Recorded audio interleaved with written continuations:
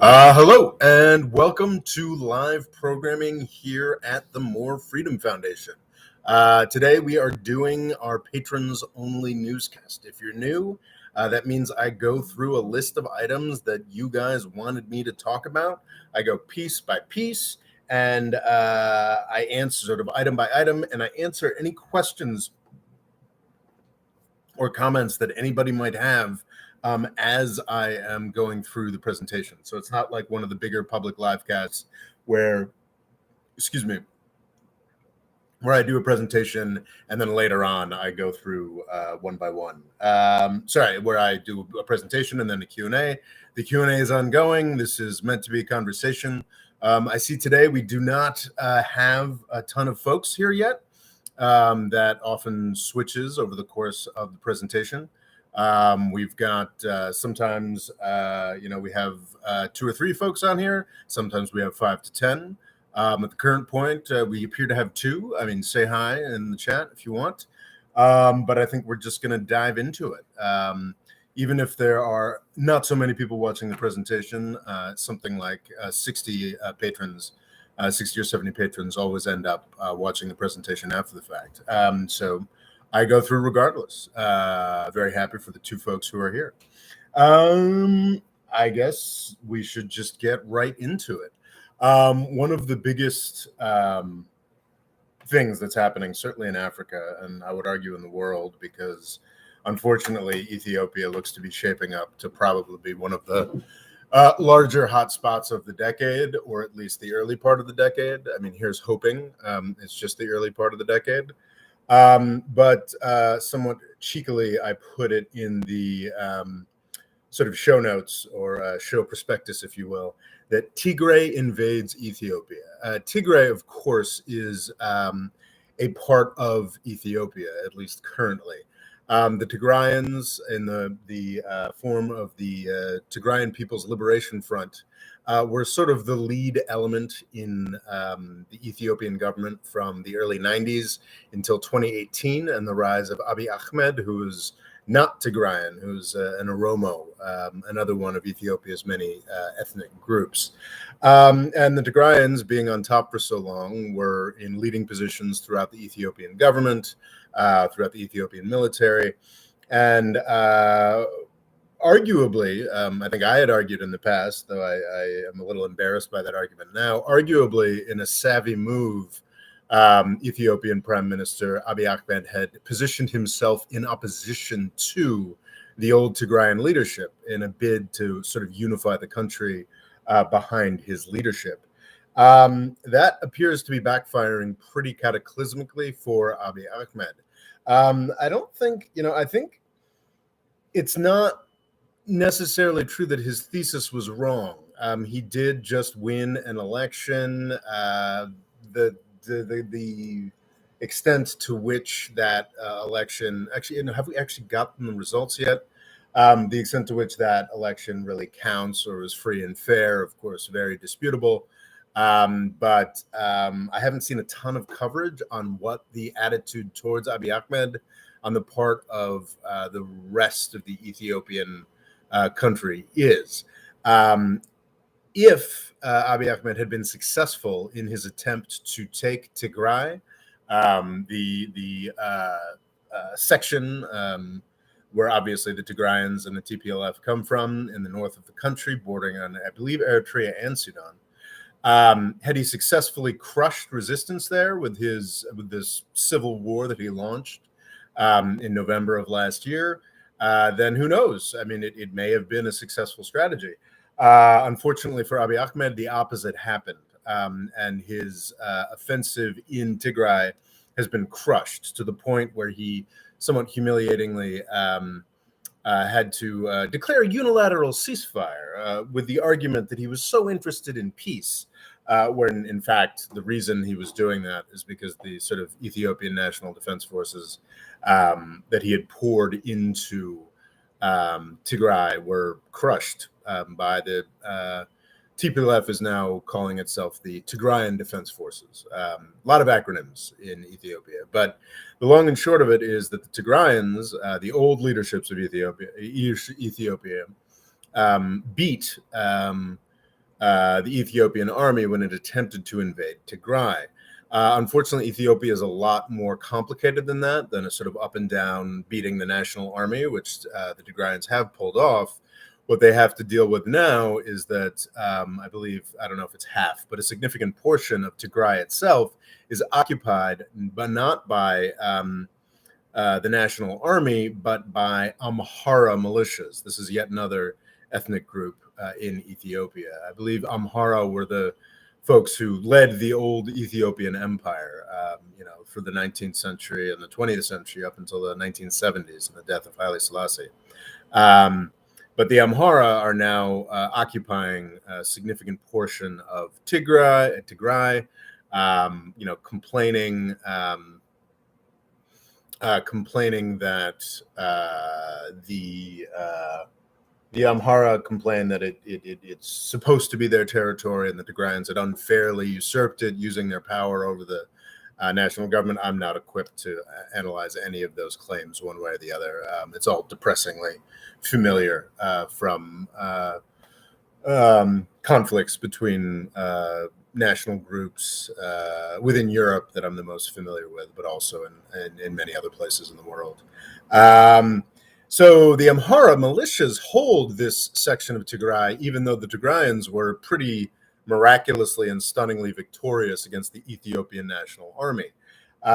So rather than dive directly into this, what was guaranteed to be a somewhat vicious and genocidal conflict against Amhara militias, it seems as though Tigray, in sort of a interesting, not a feint, but just a fascinating strategy, seems to be now driving into non-Tigrayan territories. So in one sense, it really is a pretty stunning, kind of heartening development. You've got this ethnic group or leadership that we were talking about 2 months ago, as if this was the new humanitarian catastrophe. This was the new genocide. We were talking about beginning to talk about Tigrayans as if they were the Tutsi in Rwanda, as if they were about to be wiped out in particularly horrifying ways. And instead, they rallied, beat the shit out of the invading Ethiopian. Well, is it really invading? The oppressing Ethiopian forces, and definitely invading Eritrean forces, smacked them around, and now they're bringing war to the rest of the country.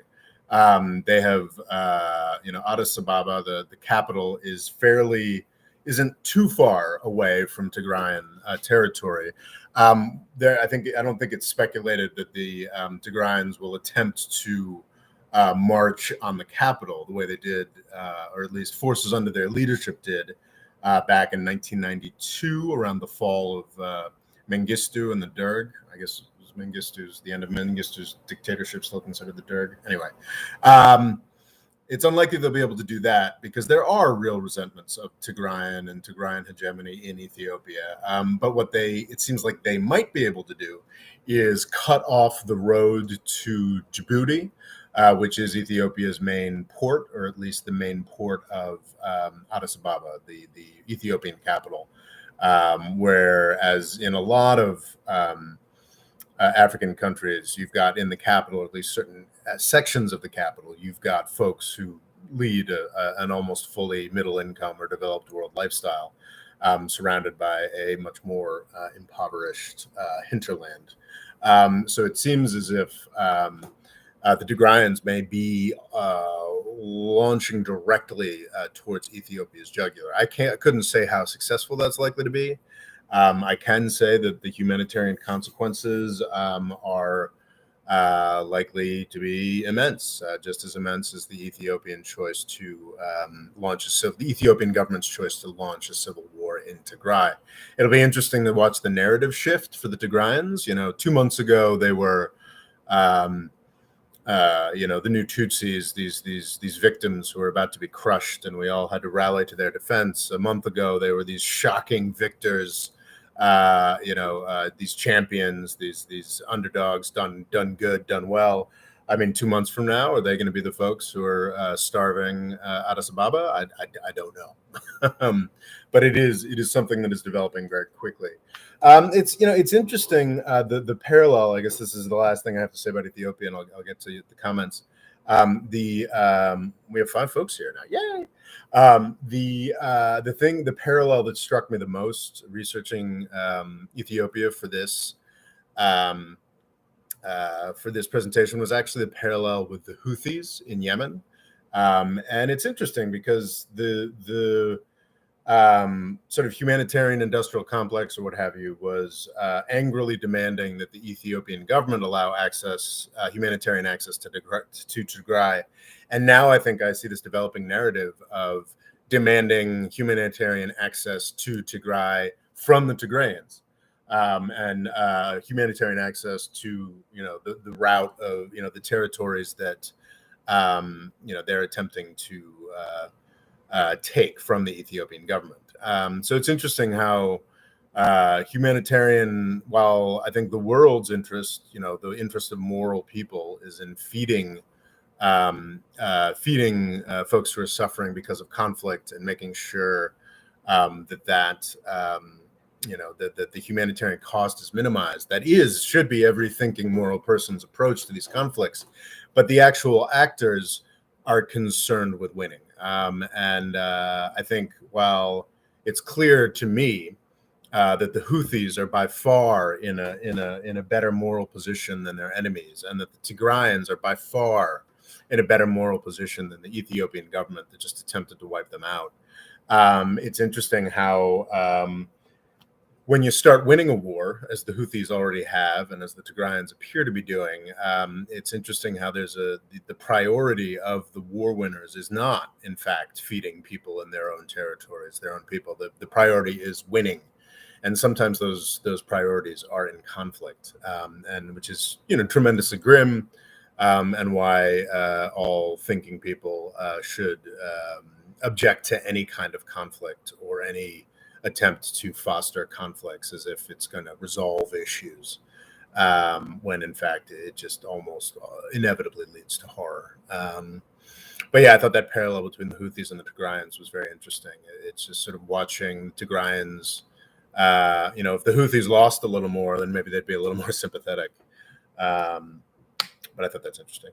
Mert, we've got Mert. Hey, Rob, he says hello. Mert. Logo says hello. So essentially, Ethiopia pulled the Vietnam War. Well, if maybe Loga, if Vietnam was in Louisiana, it's sort of the United States was attempting to repress Louisiana. I mean, it is, in fact. The analogy, I think, it is a civil war. It is sort of classic sectional civil war, in that not only are the Tigrayans a certain ethnicity, they are very much associated with a certain geographic area.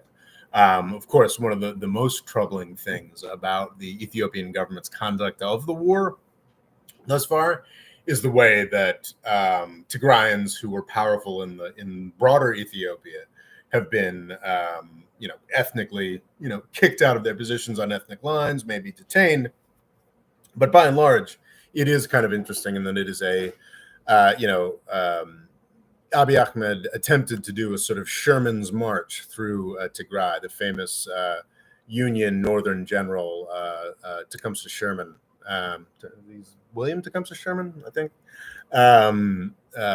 In his march through Georgia, burning it down,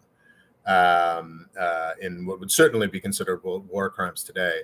Abiy Ahmed attempted that to do a Sherman's march through Georgia, through Tigray, and failed miserably. So that's an analogy that makes more sense to me. Whereas Vietnam is, that would be, Ethiopia attempting to take Yemen, or attempting to take, Bangladesh or something like that, which is just an indication of another indication of just how, on a completely different scale, the problems and the failures and fuck ups of the U.S. World hegemon and the U.S. global system are than the facts and foibles that somebody who's just trying to run a country like Abiy Ahmed are subject to. See, this is the Mert Mufta. This is the question. It's not entirely clear. I think autonomy is definitely on the cards, or even independence, which is a real. Sorry, Mert's question is, maybe I missed it, but are Tigrayans after autonomy, or to take over is the ultimate goal? Takeover does not sound sustainable from their perspective.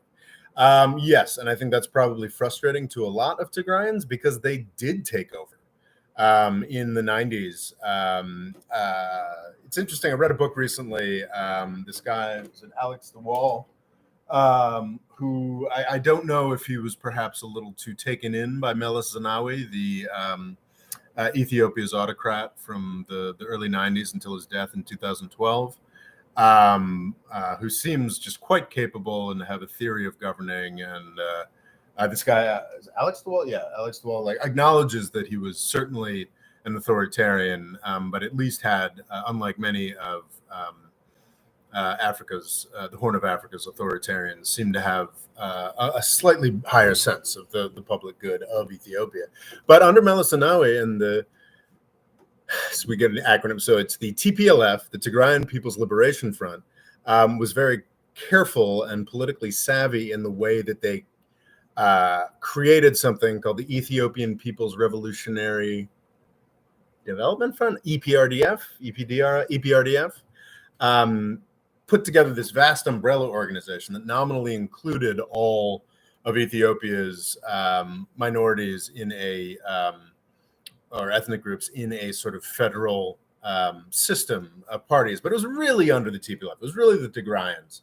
I was leery of saying that it was really the Tigrayans earlier on in my commentary on Ethiopia, but the more I read, the more clear it seems that yes, the Tigrayans did run the country to a large extent between 1992 and 2018. So I think there's probably a lot of people in Tigray who think they're going to be able to take their power back. And if they read Western media, that seems to be universally seeing them as heroes and victims, then maybe they'd get the sense that that's possible. But my guess about Ethiopia is that the other ethnic groups, I think the Tigrayans actually only make up, there are only about 6 or 7 million of them in a country of 100 million. So the idea that this minority, without its supposedly charismatic genius leader, would be able, and no longer reacting against the horrific failed dictatorship of Mengistu, I think it's unrealistic to expect that the Tigrayans would be able to take over the country to the same extent that they did. So the sort of the rather sad possibility here is, do we get another independence type dynamic?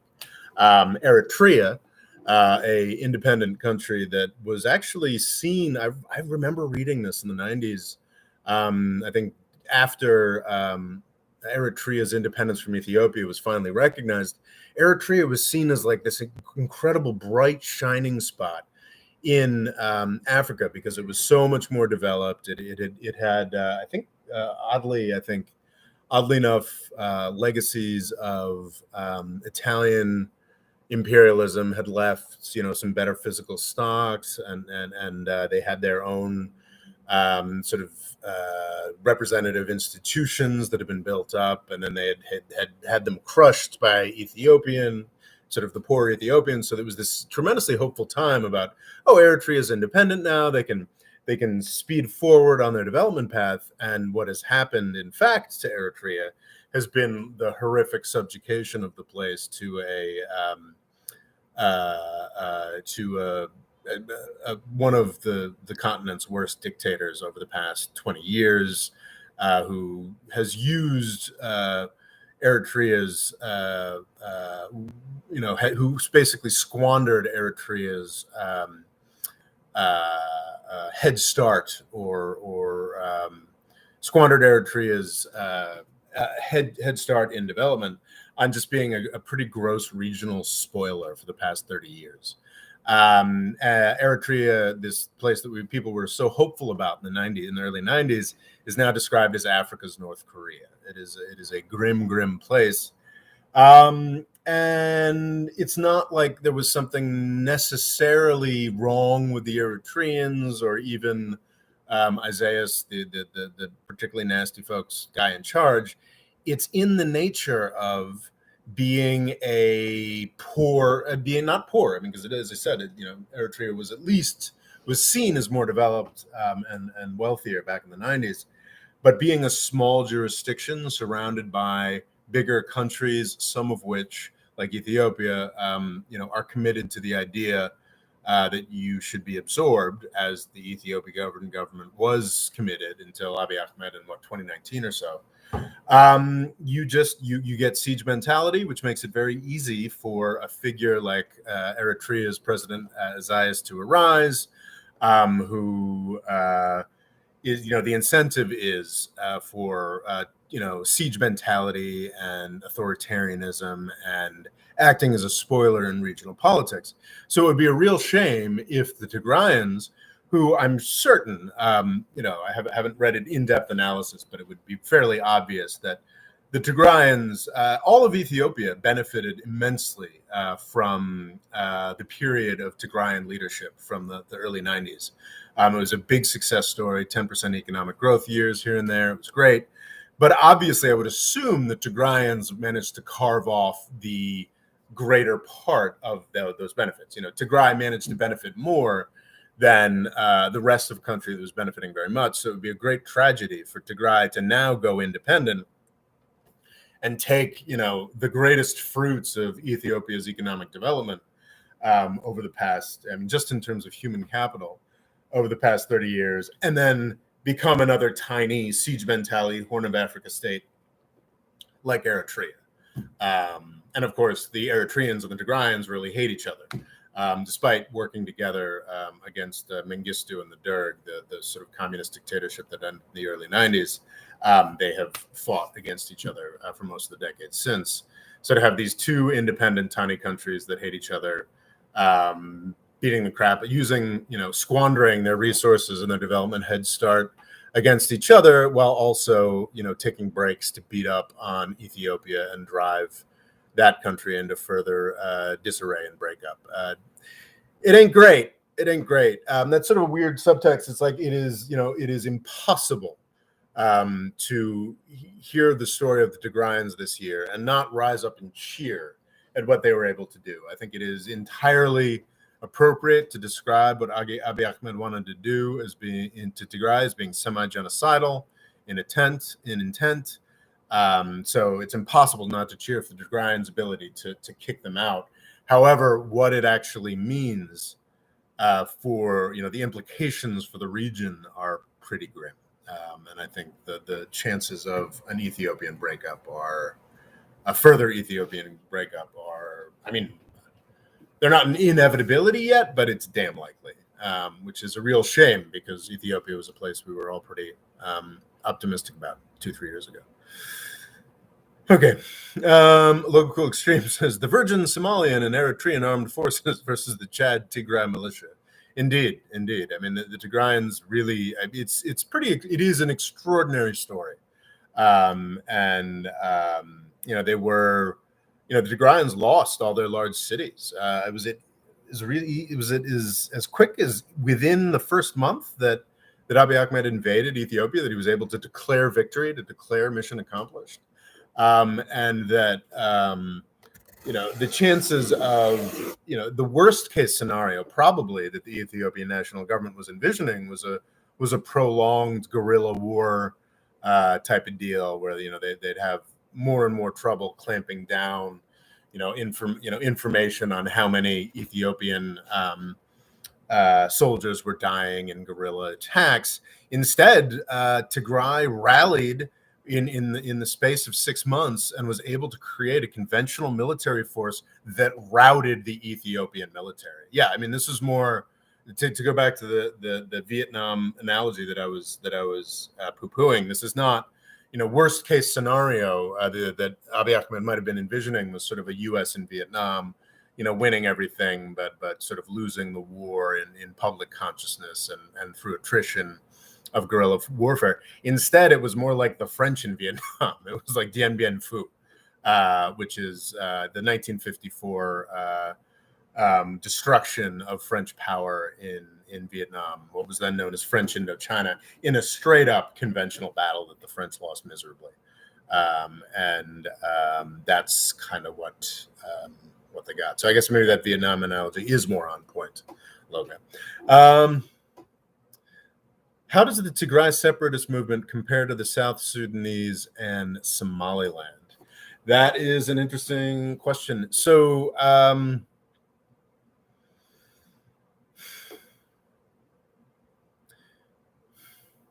that's a fascinating question, Loga. They're all very different. The South Sudanese would be most distinct for me because of the extraordinary cultural differences between the South Sudanese and the Sudanese. Not that those can't be oversold, or to some degree to be the product of ideology and conscious creation, but it's quite straightforward. The Sudanese government sees itself as Arab, whereas the South Sudanese, I think, more clearly identify. Getting into problematic territory here, but that's sort of Black African. Is that? I mean, the sort of Dinka, newer peoples, sort of more. Okay, I'm not getting, not Massaman. I'm not getting into that. So I think the South Sudanese are distinct from those, in that they are much different peoples, religions, or whatnot than the folks that they booted out. Somaliland. I mean, there's certainly tribal differences between the folks who have made a success out of Somaliland, but it's also a very different situation. And that I don't know. I'm sure there's been a little, but I don't know that there's been much actual fighting between Somaliland and whatever poor excuse of a centralized government that Somalia has had over the past 30 years. Somaliland, which by all accounts a very successful experiment in self-government, just had another peaceful transfer of power through a fairly free and fair looking election. I don't want to oversell Somaliland. I think the plight of women is not great, but it is a place in the Horn of Africa that one can be fairly unreservedly optimistic about. They have obviously, have to handle security issues and whatnot, but I don't think they've really had to fight for their independence from Somalia. Also, interestingly, South Sudan, latterly, I think, through some Christian, Christian advocacy, evangelicals, right-wing Republicans have been very, very popular. Also, weirdly, Hollywood's obsession with Darfur, and the 9/11, just sort of general loathing of Muslims and of Omar al-Bashir's very distinct, very clear relationship to Osama bin Laden in the 90s. South Sudan, of the three groups here, has had the most clear and direct U.S. support. Somaliland, famously, despite rather successfully governing itself for 3 decades, nobody really wants to concede that it's independent. That may be shifting a little bit now. After 3 decades of de facto functional independence, but that is not something that is sort of approved by the outside world. And the Tigrayans,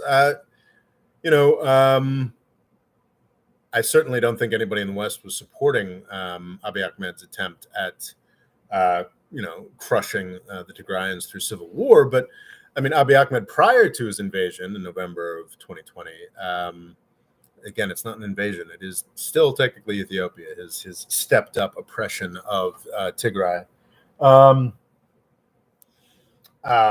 the Tigrayans and the Somaliland Somalis were not really supported by the U.S. government at all, whereas South Sudan very much was. Okay. I hope that was a helpful illustration or description, Logo. Yain Lauper says, hello, Robert. Fadel says, if Tigray invades the rest of Ethiopia, can you see Egypt and Sudan blowing the Grand Renaissance Dam, or Somali-dominant areas of Ethiopia splitting off? I do think I do worry that before the year is out, I'm going to regret my incredibly dismissive video on the Grand Ethiopian Renaissance Dam that I ran, I don't know, a couple months back. I was basically like, I'm so sick of hearing this. It's just the U.S. media's obsession with water wars. That's why we talk about it. I think that approach to the issue came from a position where Abiy Ahmed was an acknowledged world darling, and now where Abiy Ahmed is not an acknowledged world darling, I think that Egypt has a much broader range of potential action that it can take. To be a spoiler, having studied the GERD issue a little bit more, it used to be, I think probably before Ahmed, that Sudan and Ethiopia were kind of united on favoring this dam. Now, especially with the aftermath of the Tigrayan thing and another border issue related to a degree to the Tigray conflict, Sudan and Ethiopia are falling out pretty hard. One of the main things that made a real Egyptian attack on the Grand Ethiopian Renaissance Dam seems so farcical or fantastical was the opposition of the Sudanese. There's a lot of Sudan between Egypt and Ethiopia, and yeah, sure,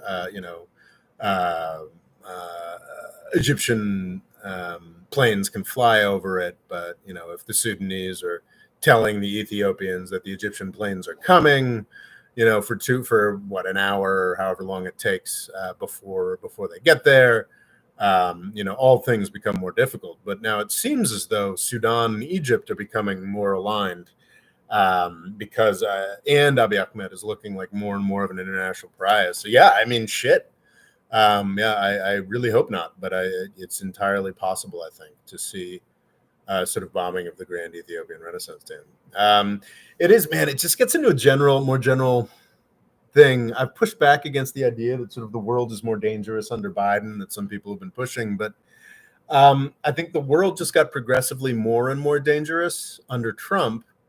But Trump was just such an insane distraction. And yes, his sort of madmen theory of government, like people were just sort of like, I don't fucking know, man. Like the Egyptians who might have considered like, oh, we're going to go bomb this dam. But I don't know if we do that, is Trump going to fucking nuke us? I think if Biden had come in and engaged in a sort of constructive attempt to rebuild American prestige, or like look at the situation as it existed and attempt to sort of back off here, mediate here, this, that, and the other thing. But that's not what's really happening. It seems as though Biden is just sort of assuming that we have the exact same prestige that we had before we elected that cancer in 2016. And it's just, I think that all of the things that were spinning out of control under Trump, now it seems like the world can rely on the U.S.'s complete disinterest rather than any kind of fear of the U.S. I don't know. Yeah, I haven't really thought that out in too much depth. Like, I think specifically, like, just the fact that fucking Biden is just, and I need to make a video about this. I need to research it a little more first. But in the aftermath, you guys are familiar with Pompeo's, and every administration does this, but the Trump administrations were much more damaging and much more insane in my mind. The Trump administration's parting fuck yous to the next administration, the Houthi foreign terrorist designation, which thankfully the Biden administration threw out immediately, but also the Trump administration lifted the 50-year-old ban on U.S. diplomatic connections to Taiwan, open U.S. diplomatic connections to Taiwan. I mean, the Biden administration, to my mind, seems to be openly asking China to, start World War III at this point, which I find really, really disturbing. Oh, that's a good Biden's China policy is World War III. Now, because China is a lot weaker than currently sold. I think, and as the months wear on, I go from, 50-50 chance of World War III to actually seems like it's probably not going to happen over Taiwan's the abandonment of Iran's strategic ambiguity. But it's just like, why? Why, oh, why are we doing this? Why are we playing around with things to this extent, if that makes any sense? So anyway, yeah, I'm feeling a bit grim about U.S. world leadership at the moment. Not about maybe it's just because I read a Peter Zeihan book and I've incorporated too much of it in my thinking this week. I need to read some corrective or perhaps write a corrective. Yeah, not super optimistic. Okay, so Farad, the Trump administration also abandoned the GNA to be taken by Haftar. Yes, the Trump administration also embedded the GNA to be taken by Haftar. The Trump administration is just like, it was clown time. It was like, why, huh? And, it's hard to say what was going on under Trump. But with Biden, it is a little easier to see what's going on, which is, but to be clear, vastly better than under the Trump administration.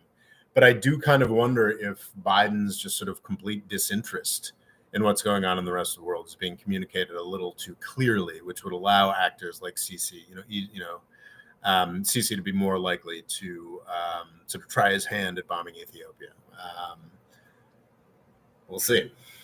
Martin Muftio says China loves incrementalism. It will be a blockade of Taiwan, if anything, and then it would sizzle somehow. Yeah, a blockade of Taiwan, I don't think it's just not viable for China's economy, because that kind of action would I think absolutely prompt a U.S. reaction, which would be tremendously damaging to the U.S. economy. So yeah, I think Mert, actually, I think that's exactly the discussion that's being had in Chinese policy circles right now. They're like, what the fuck? Like, strategic ambiguity, like the basis of U.S. policy, U.S.-Chinese relations since Mao and Nixon, it seems to be gone. I think the Biden administration is carefully dancing about it, but they're not backing off of Pompeo's assertion that they're allowed to have diplomatic contacts with Taiwan now. That's freaking crazy.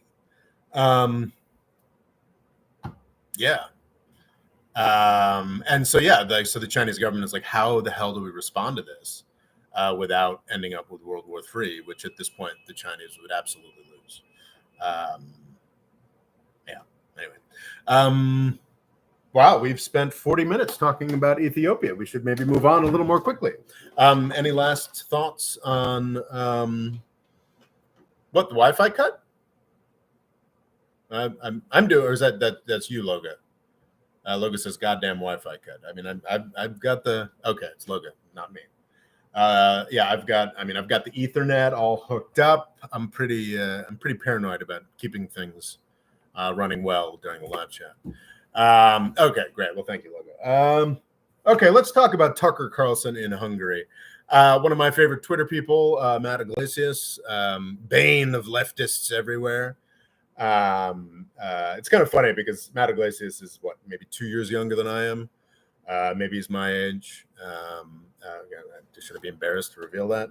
But yeah, I think he's more or less my age. I'd followed him since he was a blogger, and it is just kind of funny how so many leftists really hate Matt Iglesias, and to me, he seems, I'll always remember him as sort of a bomb-throwing leftist, because we're just old, Matt Iglesias and I. I think he's probably turning 40 shortly. I'm in my 40s, and it is fascinating. It's not, the old cliche that if you're a conservative as a kid, you have no heart, and if you're a liberal as an adult, you have no brain. That's I guess by that I would be both heartless and brainless. In fact, like that old approach to things is sort of fading as the sort of manifest failures of the Reagan dominance of the economy over the past 40 years have become more manifest in the United States. But it is true that, as you get older, you get temperamentally more conservative, and you have a little more experience, and you become a little more jaded, and you become a little more measured in your approach to things. But what's funny about Matt Iglesias is he's still very committed, and yeah, I think that's definitely why leftists hate Matt Iglesias, because he, actually wants to win elections instead of winning battles on principle. But he's also still a very competent troll, and he's sort of made a big shtick about Tucker Carlson's trip to Hungary and talking about Viktor Orban and Tucker Carlson. He's a Fox News. Fox News is a very what's the word I'm looking for here? Yes, well, we all know what Fox News is. But Tucker Carlson, who is sort of the probably the biggest personality on Fox News now, has spent the past week in Hungary celebrating Viktor Orban, who's seen by most right-thinking or bien pensant folks in the United States and Europe as this terrible conservative barbarian nationalist, Hitler in embryo or what have you. And I think Tucker Carlson is doing some trolling of his own, going over there and celebrating this guy. And I think Matt Iglesias, this Twitter personality, is taking a quite irritating position on Hungary, talking about, well, it's a poor and claptrap little shitty country or whatever, which I think is a little unfair, especially given the extraordinarily difficult and oppressed experience of Hungary under communism in the throughout much of the 20th century. I think that's a bit silly, but I do just want to emphasize, like, Hungary is a scary fucking place. It is a real. I ran a video about how Brexit is scarier than ISIS. God, that's probably 6 years ago now. And mostly what I was talking about was Hungary. There's the Treaty of Trianon. Hungary had this very weird position in the 19th century in that it was nominally a subject. It was sort of a subject people to the Austrian Empire that actually, in the 1860s, very successfully asserted itself and could have conceivably declared independence from Austria. I mean, it had attained a high level of power against its previous Austrian oppressors, but it wanted to preserve the Austrian Empire so that it could oppress the other peoples in that empire around it. So instead of the breakup of the Austrian Empire in the 1860s, you got the Austro-Hungarian Empire, or Austria-Hungary. It became is dual monarchy the right term? The Habsburg royal family was in charge of Austria and Habsburg. The empire was united in them, but Austria and Hungary had like separate parliaments, separate, entirely separate governing apparati, to the point where, the Hungarians had, I think, a separate say in like military activities, and they had. So the Australians had their own nationalities to oppress within their geographical section of the empire, and the Hungarians had their own nationalities to oppress, including the Croatians, the Romanians, and maybe the Slovakians. Certainly, not as up on the details as I once was. But so the Hungarians have this history of being, imperial masters, and unlike the Russians and the Germans, well, the Russians debatably as well, the Austrians certainly and the Germans have given up on the idea that that large swaths of Eastern Europe belong to them and are their sphere of influence or should be theirs. But Hungary, like a serious part of Hungarian politics on the right today, is being angry about the 1920 Treaty of Trianon that carved up Austria-Hungary and allowed, Yugoslavia or independent Eastern European countries to emerge for the nationalities that Hungary oppressed. Like, there are aspects of the Hungarian government that are still seriously dedicated towards not aspects of the government, excuse me, that's an overstatement, but yeah, of politics that still like believe they own Transylvania, which is a Romanian province. And that's like a terrifying thing about European politics. That's one of those fault lines that is guaranteed to emerge in a really big way. So in a very real way, like I agree, it is dramatically unfair to characterize Orban as a Nazi. It is, I think there is some of the pushback on the right being like, look, hey, like, Eastern Europe, it's a conservative place. Like, it makes sense that they would have conservative governments. Like, I actually am sympathetic to that argument. But Orban's really the only figure, Orban and sort of Hungary more generally, is the most likely figure to advocate this sort of we have to bring our nationalities together.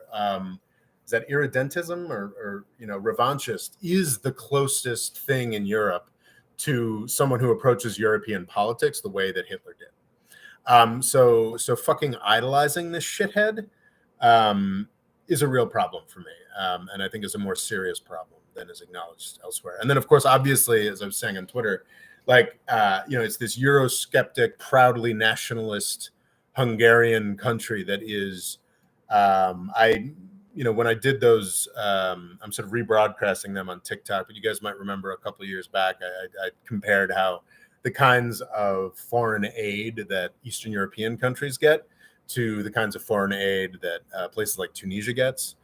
For Tunisia, it's all debt. But for places like Poland and Hungary, they get literally billions of dollars of grants, not loans, grants from the EU every year.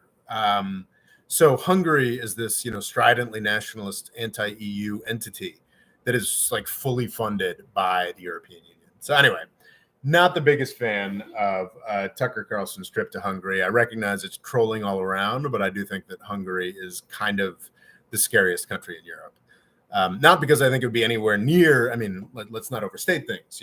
Germany is literally 10 times the size of Hungary. So if Orban were to really attempt to act on some of his, the Hungarian rights fascinations with trying to take back pieces of other countries, it would be a much smaller problem than Germany acting in that way, as it was in the 1930s. But still, not a big fan of idolizing Hungary.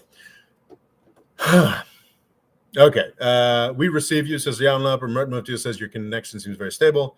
Fadel puts out that Dabiba met with Erdogan today in Istanbul.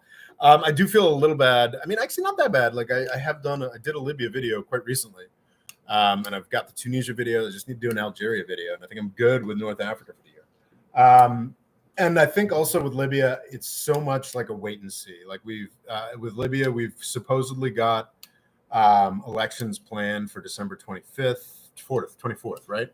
And it's we've got the government of Dabiba that I talked about in that video. We don't know. Is he just an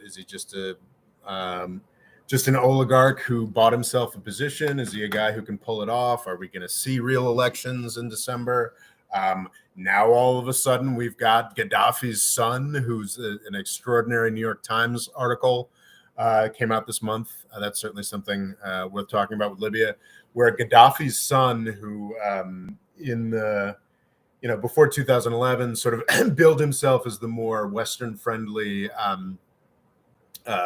didn't he have some like MBA from some Western university or whatever, sort of the pro business, more Western, let's make some money and future of Libya, after being abducted and held by an Islamist rebel group. They wanted to hold him for ransom, and then, as he tells it, I don't know if this is actually true, then that particular rebel group decided the whole rebellion was a mistake and decided that he should be their leader.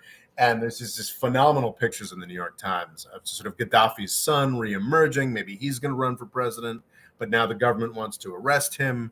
How does Haftar play into all this? Libya is all so up in the air, and very much wait and see. I care deeply about what happens in Libya. That is, as I emphasized in my last video, the sort of the linchpin of the possibilities of success and stability, just basic stability for all of North Africa over the next decade.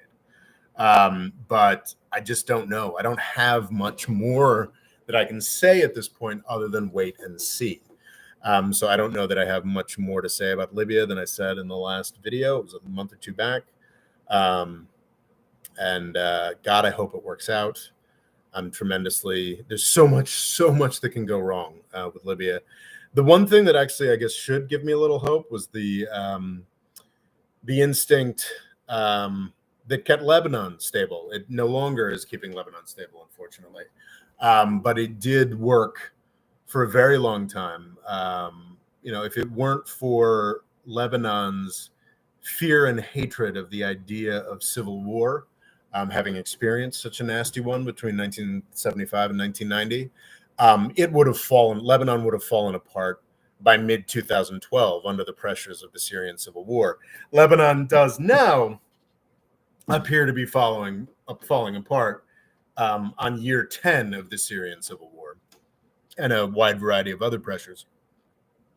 But I guess the thing, if I wanted to look for optimism with Libya, the thing that would give me the most optimism is the possibility that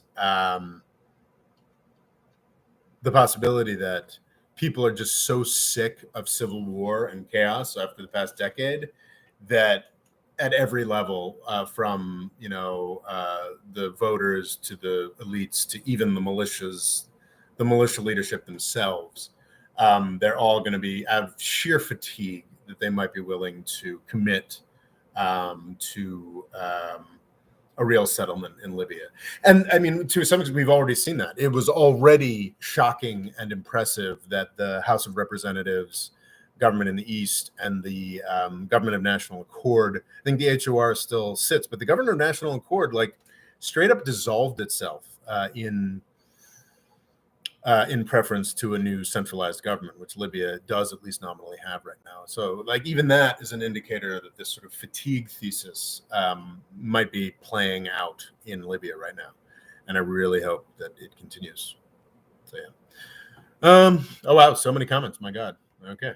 Dabiba with Erdogan today. So, yeah, I went on the Libya tangent because Fadel was talking about how, is it president or prime minister? Dabiba. The consensus, supposedly executive of all of Libya at this point, is meeting with Erdogan, who's certainly a big player, the president of Turkey, who's certainly a big player in the Libyan conflict. Local Extreme says the GOP infatuation with Hungary and Poland is nonsensical.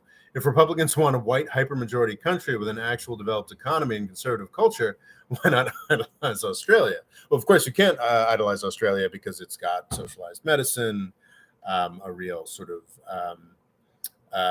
liberal, progressive orientation in a lot of its politics.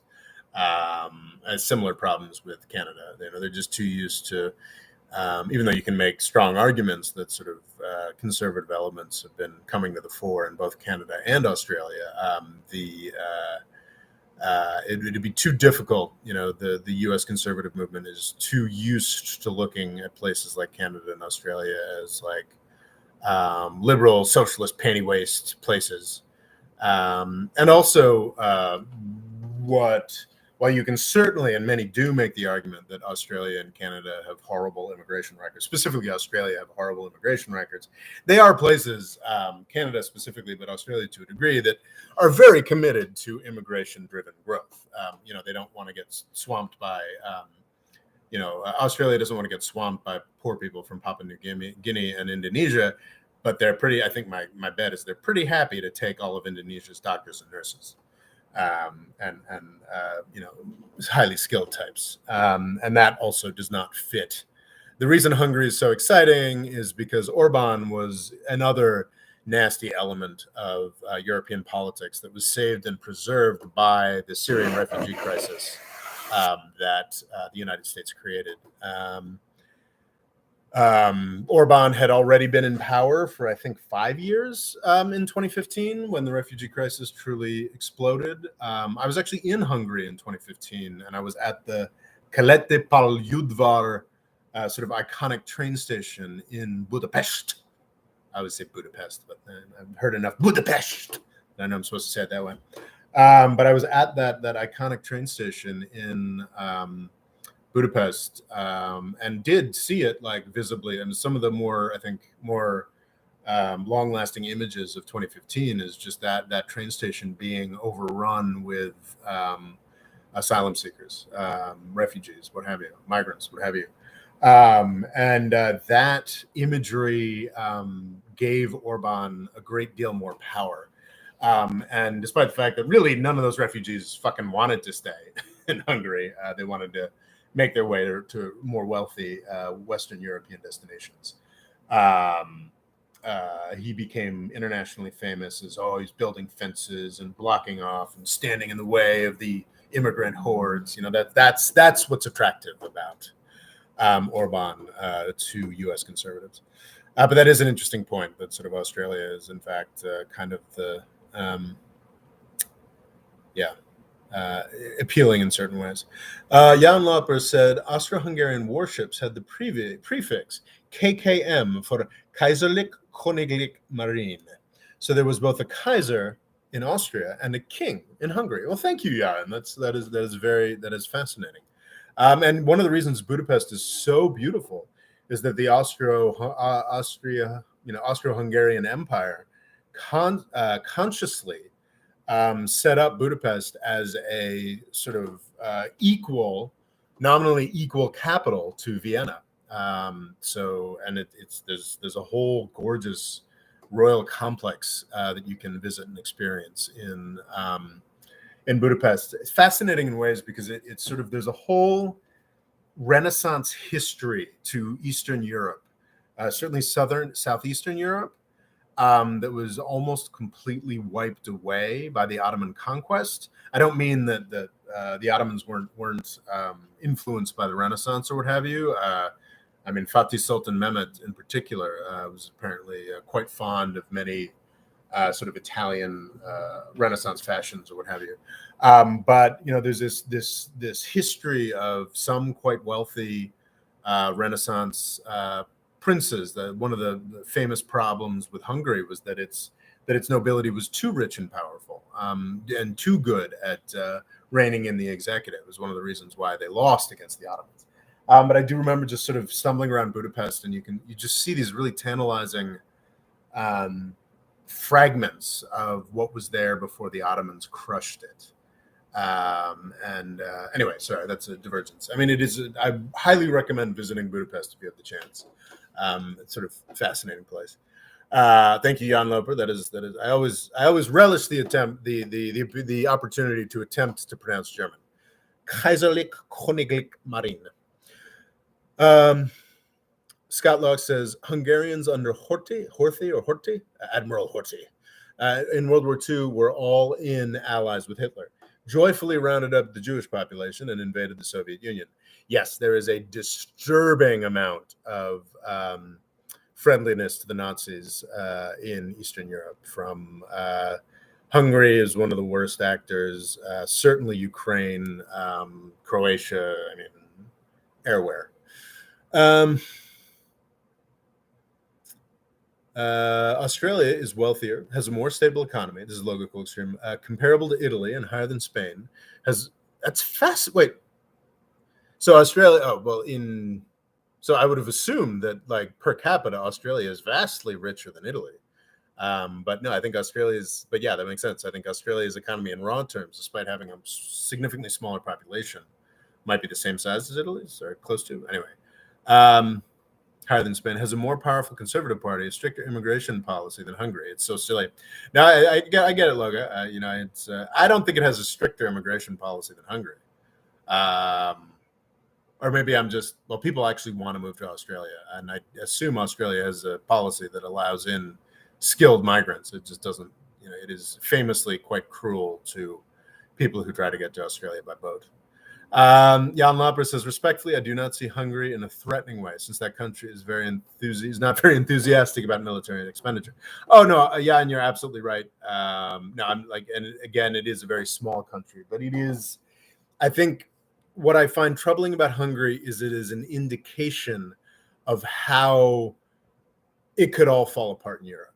And it's the strongest indication of how it could all fall apart, how like the tensions of nationalism that were so important and were so virulently tore the continent apart in the first half of the 20th century. Those tensions, those feelings that we like to believe are sort of long gone, long past. Are things that are historical artifacts. I think the prevalence of these ideas of taking Romania in the Hungarian politics, that's what's troubling. I don't believe that like Hungary all on its lonesome could it poses a real threat today. That's not what I'm saying. What I'm saying is that like it's like a signpost. It's a marker of like what Europe might be like on decade 2 after the fall of the European Union, after the United States decides it's no longer interested. That's why I find Hungary troubling, and why I find idolizing the Hungary so troubling. Fadel says yes, 24th. I believe the Libyan election is scheduled for December 24th. Jan Lapper, in Switzerland, Austria, Hungary, the Czech Republic, among others, are cited as examples for defense minimalism and disillusion about military glory. Interesting. Not entirely certain what that's in response to. Switzerland defense policy is fascinating. It's nice to be in mountains, but there's the classic, I think, oversold cliche that every Swiss person has a machine gun in their closet so that they can come run it. I think that's apocryphal or no longer true, or they don't have the ammunition or something. But everyone in Switzerland is part of the militia, ready to hop out into the forests with their AK-47 equivalents. No doubt, better, more expensive, more efficiently running AK-47 equivalents. But yeah, I'm not entirely certain what you're talking about there, Jan. Jan Lapper, Weimar Germany also had a weak and frail military until it suddenly didn't. I think that is an interesting point, and I think a good counter to the idea that, I mean, the U.S. has this incredibly overpaid for, complicated military filled with all the most fabulous weapons imaginable. And I would imagine that like on week 6 of any real great power conflict, all of those weapons will have proved to be useless and we'll be rebuilding something different. And of course, would be able to do so at a very impressive, high quality pitch, because we do still have a pretty amazing industrial component, as well as endless funds of capital. But yeah. But also, valid point. I did read this rather long book about the Krupps, who were sort of the armorers to the Fourth Reich and the Third Reich, and big part of Germany's militarization from 1870 until the 40s. And they very carefully, under Weimar, were pretty sneakily preserving armament capacity and whatnot. Saif al-Islam's favorite author is a red-pilled pickup artist. Jesus Christ. Wow. Fadel points out that Saif al-Islam, Gaddafi's son, who's made such a splash in the New York Times this month, his favorite author is a red-pilled pickup artist, which is pretty horrifying. But man, is that is a chef's kiss detail on sort of postmodernism, late capitalism. I hate that term. Or just sort of weird Western dominance in the age of the internet. I don't know. But I'm embarrassed to admit I only read half of the New York Times interview with Saif al-Islam. Does that actually come up that he loves pickup artists? What is it, mystery or whatever? Scott Locks, yeah, and true, but Hungary puts anti-EU representatives on the EU Congress, biting the hand that feeds them. Yeah, that's a not particularly attractive aspect of Hungary. But it's fascinating. It's that sort of classic dynamic. Folks like Orban are tremendously anti-Europe when they're in opposition, and then they come into power and they are, oh, wait a second, we kind of like the bribes. So yeah.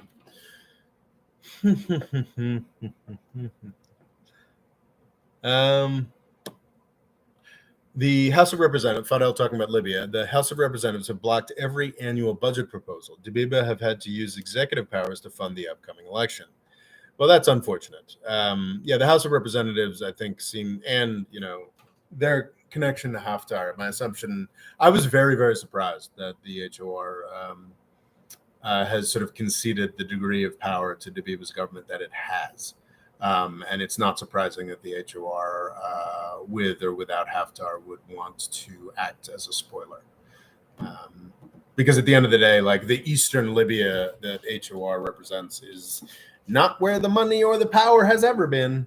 So they're going to be less eager to submit themselves to a unified government, which would make sense why they would be acting obstructively when it comes to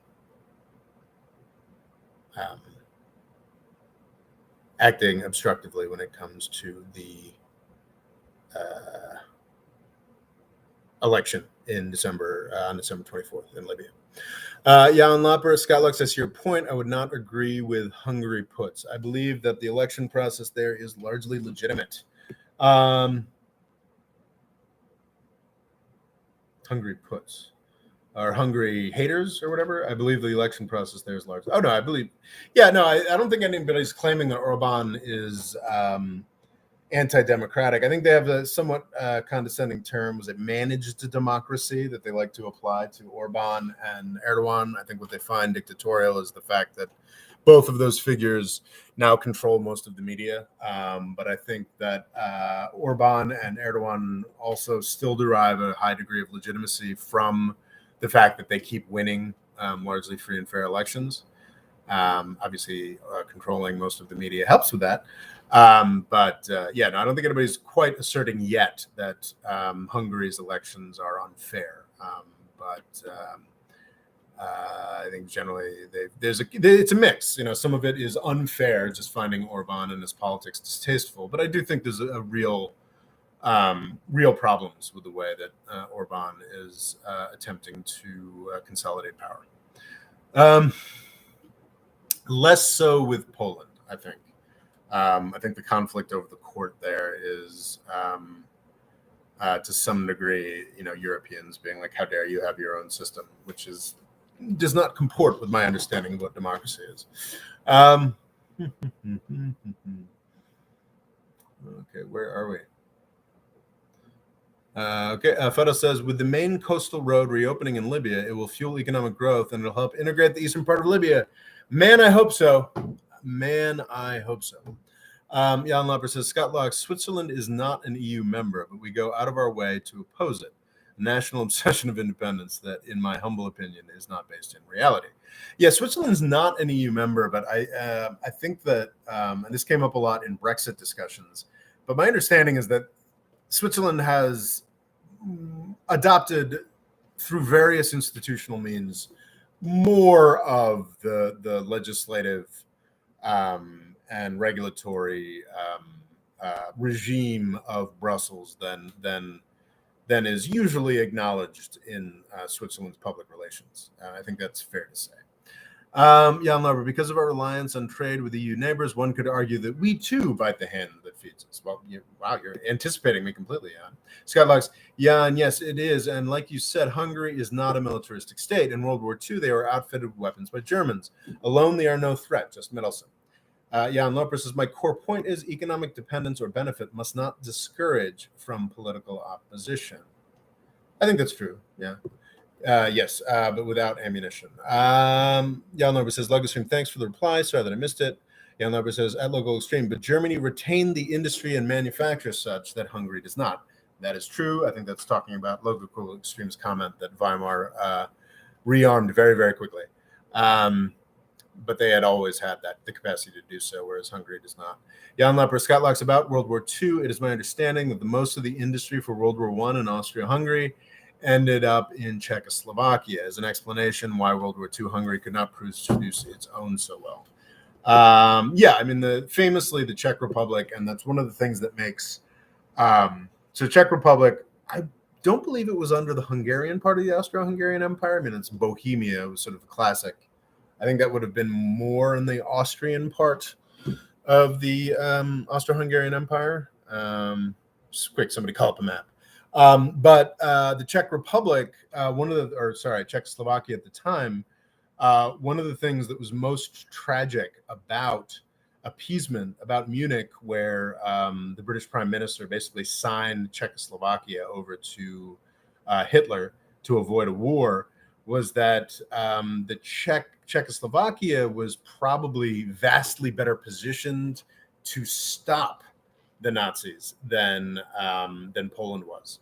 That had Czechoslovakia been given a modicum of support, I think they had the famous Skoda ironworks, which were, I believe, the armament, the arsenals, to the extent that it had one, the arsenal of Austria-Hungary in World War I, and was developed to a much higher pitch in the 1930s. They had these great mountains that they could have used to defend against the Germans. And then the fact that Neville Chamberlain signed that away was one of the great tragedies of appeasement in Munich in 1938. So yeah, the Czech Republic was, I think, Austria-Hungary's industrial heartland. Yeah, and true. Most of the heavy industry was in the Sudetenland, yes. And the result, as I was talking about, the Sudetenland was the famously German-populated area of Czechoslovakia that Hitler used as a pretext to attempt to start a war.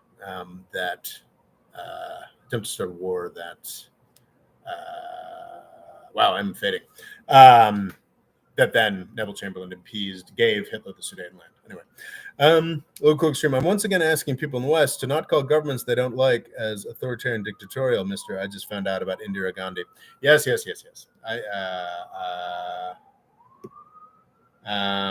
Just because Modi is not as anti-democratic as Indira Gandhi does not mean that we should be celebrating Narendra Modi. Anyway, but I probably don't have to tell that to a Malaysian.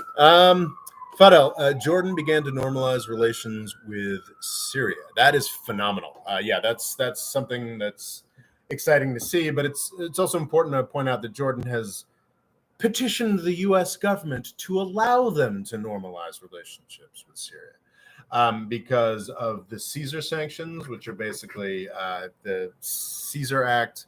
It came into effect last year, I believe, horrifyingly during the pandemic.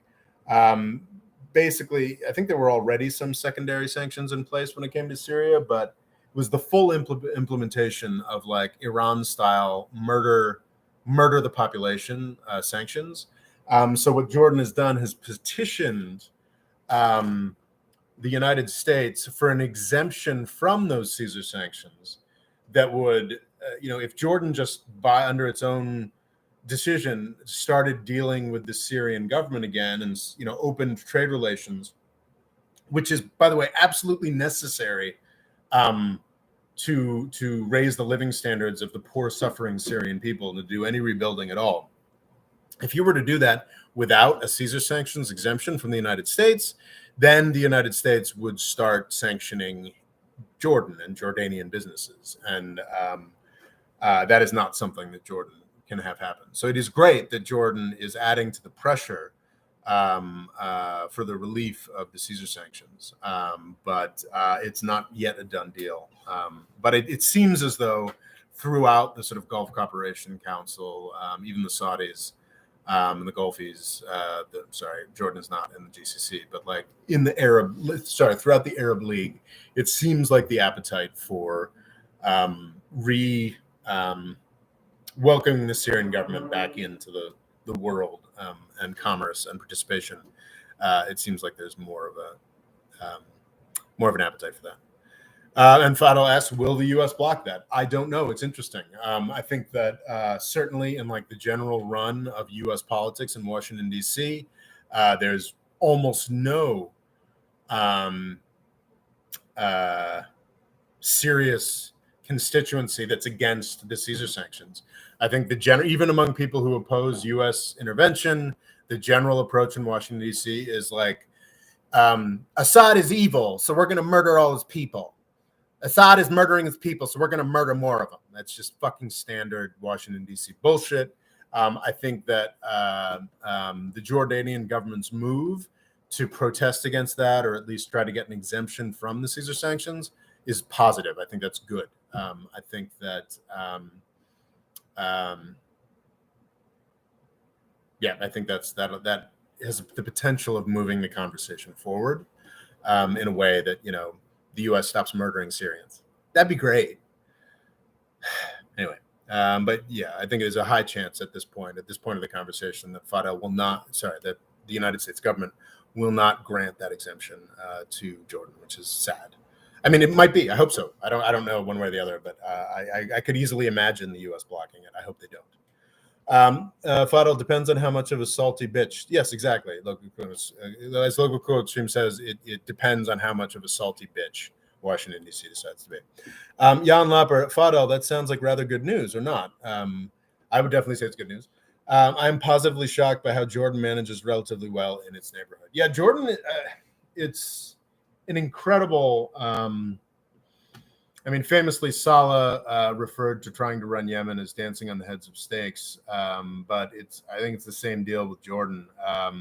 What's fascinating, if you look at a map of Jordan, and it is basically like it's a big old desert, and then like Amman and like where most of the people live in Jordan is like it's like the places of Jordan where people live are not much bigger than the famously skinny and just on the edge of the Mediterranean territory of Israel. Jordan is on the map a much bigger country, but it's mostly desert. Jordan is basically part of the same geographical region as Israel and the West Bank. Most of it is, despite being much bigger on the map. So it's just such an incredibly difficult position of the Jordanians, and I think managed fairly well. I think they mostly subsist on aid from the United States, and to a lesser degree, economic participation with Israel and the West Bank. And even more so over the past decade, where they'd been sort of forced into isolating Syria, who they also share a border with. Jordan is like I think one of the best testaments to Jordan's success in an incredibly difficult region is that I've never made a video about it. That's a very good sign, I think. I think absolutely it's beginning to look a little shaky. There was some talk about maybe a coup. I don't know. It's unknown to what extent the government was gussying this up, or some kind of coup attempt centered around the king's brother.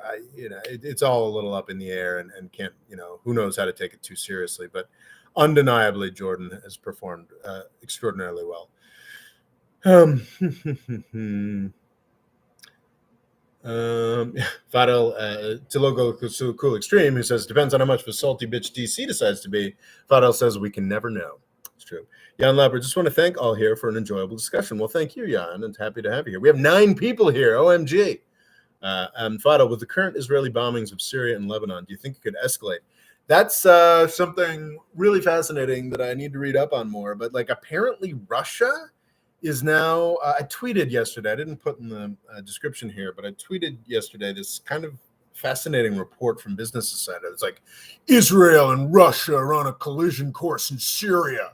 And that collision course is that Russia is finally kind of putting its foot down and saying, look, Israel, if you fire missiles into Syria, we're gonna stop. We're gonna shoot them down, and we're not gonna let you just continue to murderously terror bomb Syria. And it was funny in this article, it was sort of pitched as like, OMG, this horrible thing that Russia is asking Israel to stop beating up on this country that would be wiped off the face of the map if they attempted to, send a bomb or two back. It's interesting. With the current Israeli bombings of Syria and Lebanon, it seems like Russia is kind of willing to block those kinds of actions by Israel and is no longer just sort of quietly acquiescing in ongoing, unretaliatable bombing of their Syrian ally by Israel. Even more intriguing, I think the Russian government openly claimed this, but it seems like Putin may have put his foot down with Israeli bombing on Syria because he got a go-ahead to do so from Biden. Biden, of course, because the Democratic Party is sort of, or at least Democrats Biden's age, are sort of desperately trying to preserve their historic pro-Israel constituency and position in the face of the somewhat disgusting Benjamin Netanyahu's complete bending over for the Republican Party. And that was a negative, there's nothing negative about gay sexual acts. I apologize. In brown nosing, I guess eating ass is probably okay too, right? God, it's so hard to be appropriately progressive. Damn it. But Netanyahu's jumping into bed. You can say jumping into bed. That's not like negative. With the U.S. Republican Party. Biden, but obviously doesn't want to push that any further. So basically letting Russia discipline the progressively more rogue state acting Israel is kind of a fascinating dynamic that I'm not saying that's actually what's happening. That is something that has been suggested as a possibility, which is kind of fascinating.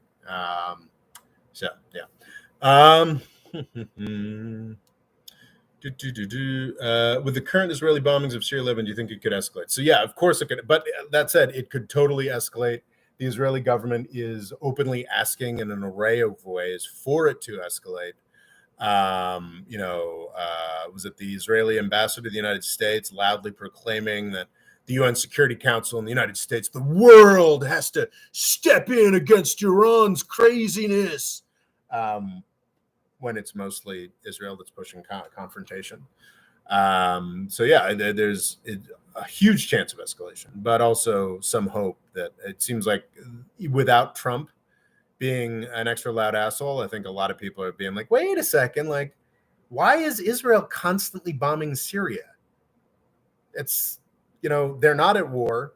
If Syria were to attempt to retaliate, like just basic considerations of justice, morality, and common sense are beginning to intrude on that, I'm hoping. But we'll see.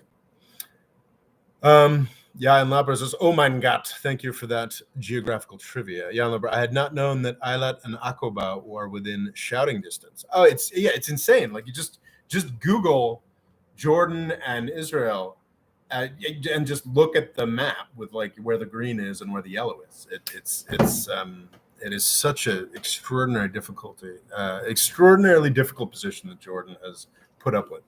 Jan Labra, I had not known that Eilat and Aqaba were in shouting distance. Nicholas R., do you think democratization of Jordan would destabilize the country? Absolutely. No question. 100%. I mean, maybe that's a little dismissive, but yeah, Ethiopia going democratic has, and then spinning off into civil war and destruction has, I do believe, and this is, terribly Orientalist or imperialist or whatever, there is a certain level of wealth that a country should attain before it attempts to do democracy. I know that's, that may be, is that a fascist view or something like that? But I think most of North Africa is there, is at that point. I don't know that, or maybe Jordan's at that point, though I think the unique difficulties of its position make it less likely. I don't know. And of course, India is the great counterexample.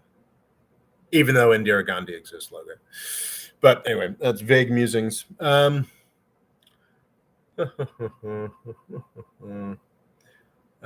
my God. Yeah, and Labra, I had not known that. I don't know. Do you think democratization of Jordan would destabilize the country? Yeah, I think so. Is Naftali Bennett delusional? To what the problem with the Israeli government is, especially someone who's new in Israeli government, is parsing out to what extent is the leader in question delusional, and to what extent is he acting out to establish his, belligerent bona fides. Like, I think to some extent we should obviously not allow it or be cool with Naftali Bennett, like, dramatically stepping up bombing of Gaza or, starting a war with Lebanon.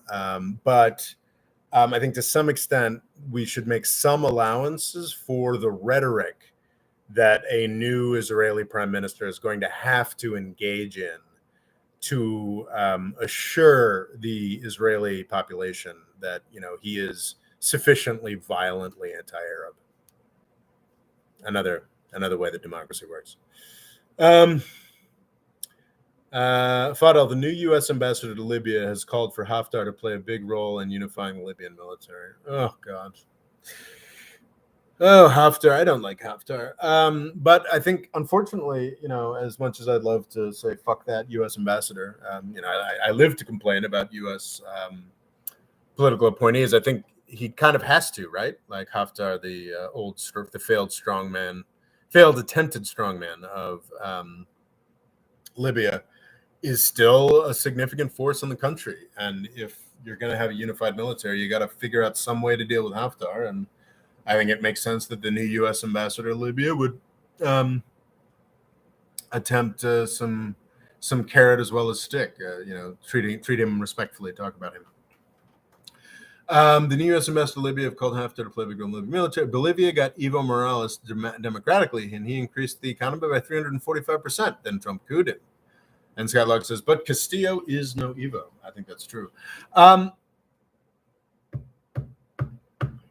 Scott Lux, that's about neighborhood. Latin America is a tremendously naturally peaceful place, to some extent in a sad way. And like much like Africa, there's very little connection between South American countries, because they're all oriented toward, to a lesser extent than Africa, of course, but they're all oriented towards the sea and sort of imperial exploitation or what have you. But like, yes, of course, they're horrific 19th century wars, the War of the Triple Alliance or what have you, and border conflicts and this, that, and the other thing. But it is a more peaceful and more settled area where borders when was the last time a border changed in the Americas? Was it the 19th century? I'm sure I'm forgetting something. But yeah, I know there were wars where, Chile took away Bolivia's access to the sea, but that's all 19th century, right? And unfortunately, I do believe Israel has a right to exist and is going to continue existing, and people need to get used to it. But the thing about the Middle East is, these things are still very much in flux. War is an ever-present possibility, even when the United States is not raining down war, death, and destruction on the region, as we have been doing so emphatically over the past 20 years. I think that democracy is, and to some extent, I think this is why democracy has been so successful in such a poor place in India, is that India does not have a lot of real threats. Pakistan is, of course, the real possibility of nuclear war, but it's not like Pakistan, the hordes of Pakistan are going to, be able to make it that far through, the Indian military as far as conquest. Security. There are multiple variables, but security is tremendously important, and thanks to the instability that Israel kind of guarantees, the Middle East does not have the security, and separately does not have the wealth that makes democracy particularly feasible, unfortunately. But that is an interesting point. That is a great point that Bolivia did extraordinarily well from a point of great poverty through an election, which is a really almost unique success, which is makes it as all the more lamentable, as Scott Lux points out, that Trump couped him.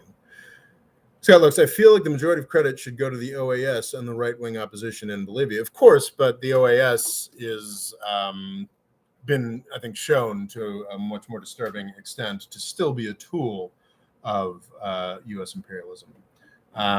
Scott Lux, logo's true, but OAS is run by U.S., as Scott Lux says. I mean, let's not overstate it completely, but run by might overstate it a little bit. But yes, tremendously influenced by. And I think that they're, it's not like the CIA went to the OAS in October of 2019. Is that right? Yeah. And was like, hey, okay, let's get this Evo Morales fucktard. No, it was just like the sorts of people that would be in power in the OAS, the sorts of personnel that were there, saw an opportunity and opted to take it. Very much in sort of alignment with, what the U.S. would have wanted. So I'm not sure if that makes sense. Holy shit, we're clearly not making it through my whole list. We've been doing this for an hour and a half. It's phenomenal to have like 8-9 people here. Ecuador and Peru had a small border conflict, but no violence. That's 20th century. Latin America hasn't had a nation versus nation war since the Chaco conflict between Bolivia and Paraguay 100 years ago. Thank you, Scott Lux. And in the Chaco War, were there any border adjustments? Because I do think we are in our second century in Latin America without a change in border. Is that true? Fidel, could you see a coalition of countries, including Turkey, invading Israel in the next 100 years? That is a fascinating question.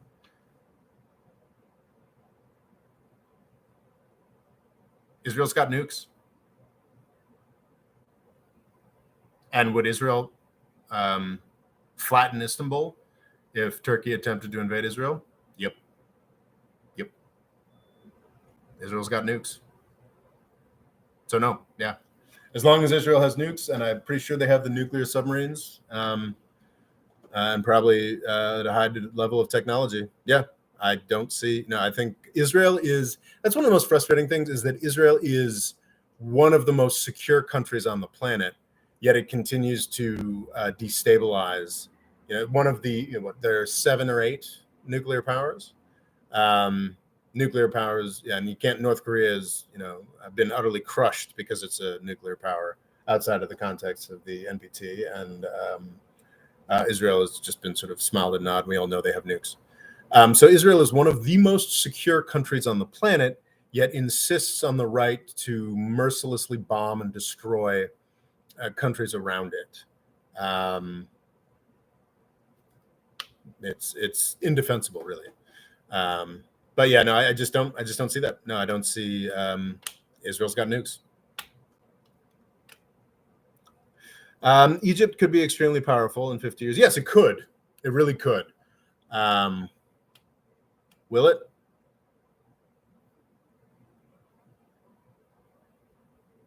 And Nicholas R. says it would be silly for Arabs to get into conflict with Israel. They perfectly know that. As much as I loathe the folks who put together the Abraham Accords, I do think it's an acknowledgement of it's sort of a chicken or the egg thing. The Arabs are never going to be powerful enough to threaten Israel until they are better run, but they're going to never be better run they're never going to be allowed to be better run until they make peace with Israel. This is it's funny. I make these videos about Israel and Palestine. I think I'm going to make a few more because I'm really pissed that my TikTok got hacked. But it's such a, this is grim. Like the whole Free Palestine thing. It's just not viable. It's not those folks are going to be. The status quo is going to continue. It's going to continue to get shittier. Probably. Honestly, as a lot of what's an interesting thing about Palestinians and 70 years of U.S. and European aid is a lot of these folks are more educated than a lot of other folks in the Middle East and Africa, especially as the and honestly, a lot more secular leaning. As the demographics continue to enfeeble Europe and the United States, I think we're going to see, Israel's going to make it more and more miserable to live in the West Bank and Gaza, and Europe and the United States are going to be more and more amenable to solving that problem for the Israelis by giving the Palestinians, nice, happy lives in the U.S., Canada, Australia, and to a lesser extent Europe, and then whether we fuck up and it's 20 years from now, or whether we're smart about it and it's 150 years from now, there will be either a worldwide conflagration or a region-wide conflagration, and all the Palestinians that are left are going to get buses to Amman or Cairo, or a mass grave. It's just like I'm not optimistic about the Palestinians. It's just not. The chances of the Palestinians winning in the Israel-Palestine conflict aren't quite as remote as the idea of the Lenape taking back Manhattan, but not as remote as you'd think. That's very grim. That's why I did actually, say this in a more mediated form in that very long 2-hour talk on Israel-Palestine. But yeah, it's just, I think it's probably time for the Arabs to focus on, living a better life in the places where 400 million Arabs live, rather than focusing on the 5 million Palestinians who don't have a lot of hope. Yeah. Oh, sure. Fadel, if Israel gave up its nukes, they'd massively decrease their safety. Yeah, I don't even advocate for Israel to denuclearize or even to give up the Golan Heights, frankly. It's their security. I think, you know what? Arguing that Israel give up its nukes or give up the Golan Heights is exactly as stupid and ridiculous as the DC argument that Iran can't have sanctions relief until it entirely gives up its missiles or entirely gives up its entire foreign policy in terms of supporting Assad or the Houthis. Sorry, we got. I don't know if that got a little too grim for folks here, but Turkey and China South Sudan back to the abyss. We're gonna have to just absolutely rampage through this stuff here. We've only got 22 minutes left. Obviously, I'll go over, but South Sudan back to the abyss. This was kind of scary. In my, you wouldn't know it from my video output, but I do feel fairly.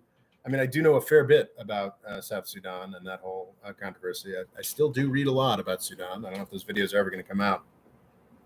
Something kind of terrifying happened this week. Riek Machar, I don't know enough how to pronounce these names appropriately. Sort of kicked out of power in South Sudan. Salva Kiir and Riek Machar are, I think, one of them is Dinka, one of them is Nuer.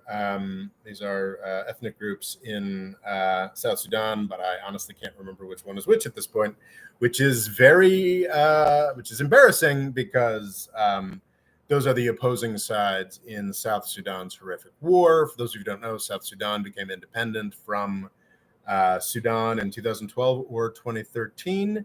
And by 2013, they dissolved into a civil war that probably killed more people than the Syrian civil war we've spent so much time talking about.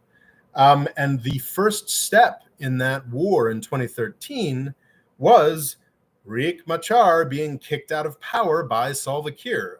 So it's really horrifying to see that happen again. However, I researched it a little bit more after I put that into the I put that in the sort of trailer for the trailer JPEG for the talk, and it seems as though Riek Machar was actually booted by his own party, not by Salva Kiir, for corruption and nastiness, and playing a leading part in the dissolution of the new country that everyone was so hopeful for. South Sudan also controls the majority of Sudan, what the former Sudan's oil resources. So it should have been. It's a country that had all the resources necessary to truly develop in an extraordinarily quick way. Had the support of the U.S. government, very firm support of the U.S. government, and instead became independent and then ripped itself to shreds. Another reason I'm not a big fan of border revisions, broadly speaking. So it looks like this expulsion of Riek Machar from power is not as terrifying as I thought it was when I wrote the list of topics for this talk. But it is fascinating. I should pay more attention to South Sudan. Turkey and China in Afghanistan. The United States appears to be legitimately pulling out of Afghanistan. We'll know a year from now how true that is. I can't remember. I saw some sketch somewhere about talking about how the United States is such a peace-loving country that we have ended offensive operations in Iraq 5 times over the past 20 years. So yeah, we'll know how real the U.S. withdrawal from Afghanistan was a year or two from now. But I think there was a lot of speculation and sort of, this was actually a comment, sort of, is Turkey going to take over Afghanistan? Is China going to take over Afghanistan? No, I think the most likely big player in Afghanistan is the same one. Well, obviously Pakistan and its long-standing relationship with the Taliban. But I think Iran is probably it's almost avoided, in attempting to portray Iran as this completely irrational, crazy, aggressive country. It's sort of left out that, the U.S. has occupied Afghanistan for 20 years and it's on Iran's border. As I pointed out in my JCPOA videos, it seems pretty likely that the reason that the United States was so successful in Afghanistan in its first 3 months and spent the next 20 years failing to control the place that it had taken over was the 2002 Axis of Evil speech. Iran basically, helped us, their connections, their folks helped us conquer Afghanistan very quickly. They were rewarded with the Axis of Evil speech, and everything that follows has been a fiasco. So Iran, I think, has deeper wells of influence and power in Afghanistan than is typically recognized. And I think they are likely to be a big winner. I did read up on the. So Turkey apparently is attempting to end up as sort of a post-U.S. occupation power broker by controlling the airport in Kabul. I don't know. I'm not particularly optimistic about the chances here. I think it's kind of. I was interested to see that Turkey is. I didn't realize this since I was researching this. Turkey has apparently always been a non-combatant in Afghanistan. They have not taken an offensive military role, as I believe the U.S. and the British and other NATO countries have. They have trained the Afghan army. They have, I think, already been acting to provide security for the airport. But I thought that was kind of fascinating. So I think. I don't know. Maybe this is just my own approach. When people were talking about Turkey securing the Afghan airport, it seemed like, so Turkey's, this is a new output, a new outpost of Turkey's new Ottoman Empire, and it just sort of seems like no, that they'd essentially, probably still be defended by rings of U.S. contractors. So I think it's. The Turkish presence at the Afghan airport, I finally looked into it a little bit this morning, and it seems to be a little oversold to me. Bernie and Co. versus the Forever War. Scott Lux says the 2 regional capitals have fallen to the Taliban. One is on the Iran border. What's Iran's relation to the Taliban? That's a great question. What is Iran's relationship to the Taliban? Where they had close relationships in 2001 was with the Northern Alliance. Iran was very closely tied to the Northern Alliance and other warlords.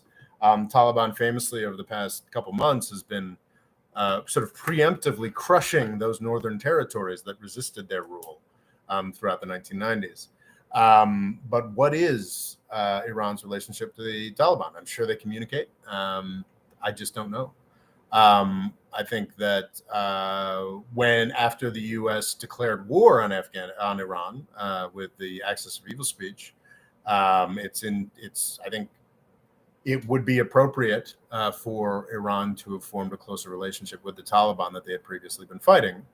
I guess in sort of regional politics against Pakistan. But of course, that is the interesting thing. If the U.S. is really leaving, again, up in the air, it seems very clear that every U.S. soldier is going to be withdrawn. But I mean, we're going to continue to bomb how intensely, from where, against which targets. This is all up in the air. How many contractors are we going to keep on the ground?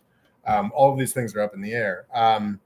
But if the U.S. is really leaving, then Iran's relationship with the Taliban could break down, because the relationship that they presumably have to oppose the U.S. occupation kind of breaks down, because the Iranians, it's faded dramatically, and I think that's a really key aspect of Iran's relationship with everyone, is that, like, yes, in the 1980s. Iran had like very serious religious vigor and fanaticism around it, for sure. Though even back then they were, working with the Israelis surreptitiously against Saddam Hussein. But yeah, that was like the firebrand revolutionaries of 1979. Like the someone who was 20 in 1979 is like, in their 60s right now. And like folks who led those revolutions are in their like 80s and 90s, and are wealthy and have their their fiefs to defend. They're not as religiously extreme as they once were. The Taliban is still pretty religiously extreme, and very unfriendly to the Shia theocracy that runs Iran still. So I don't know. Could future anti-missile defense technology reliably shoot down nukes? I don't know. I think it's sort of a real standby on sort of the anti-war left to talk, or even just anti-war left, right, whatever, to talk about missile defense as this extraordinary waste of money doing impossible things. So as if a counter to that, you have, well, look, the Iron Dome works so well. Of course, the counter to that is like, yeah, like the sort of like dipshit rockets that Hamas can cobble together are slightly different, or like completely like orders of magnitude different from like the ICBM launched nukes that Russia or even China might have. It's like comparing somebody throwing a pen at you to somebody throwing a house at you. So yeah, I don't know. But it does seem like some of the problems of missile defense, there's at least been progress made towards that. It's all like, degrees of scale. With nuclear weapons. If you send 1,000 weapons and it's 99% effective, that's still 10 nuclear weapons that hit. Wait, 99%, is it 10 or hundreds? Yeah, if you send 10,000, then it's 100 nuclear weapons that hit the United States, and that's the end of the United States anyway. And Russia certainly has thousands of nuclear weapons, and because the United States is dead set on doing this Cold War thing, within the next couple decades, China will have that amount of nuclear weapons as well. So, yeah. Let's see, Bernie and Co. Oh, sorry, Bernie and Co. versus the Forever War.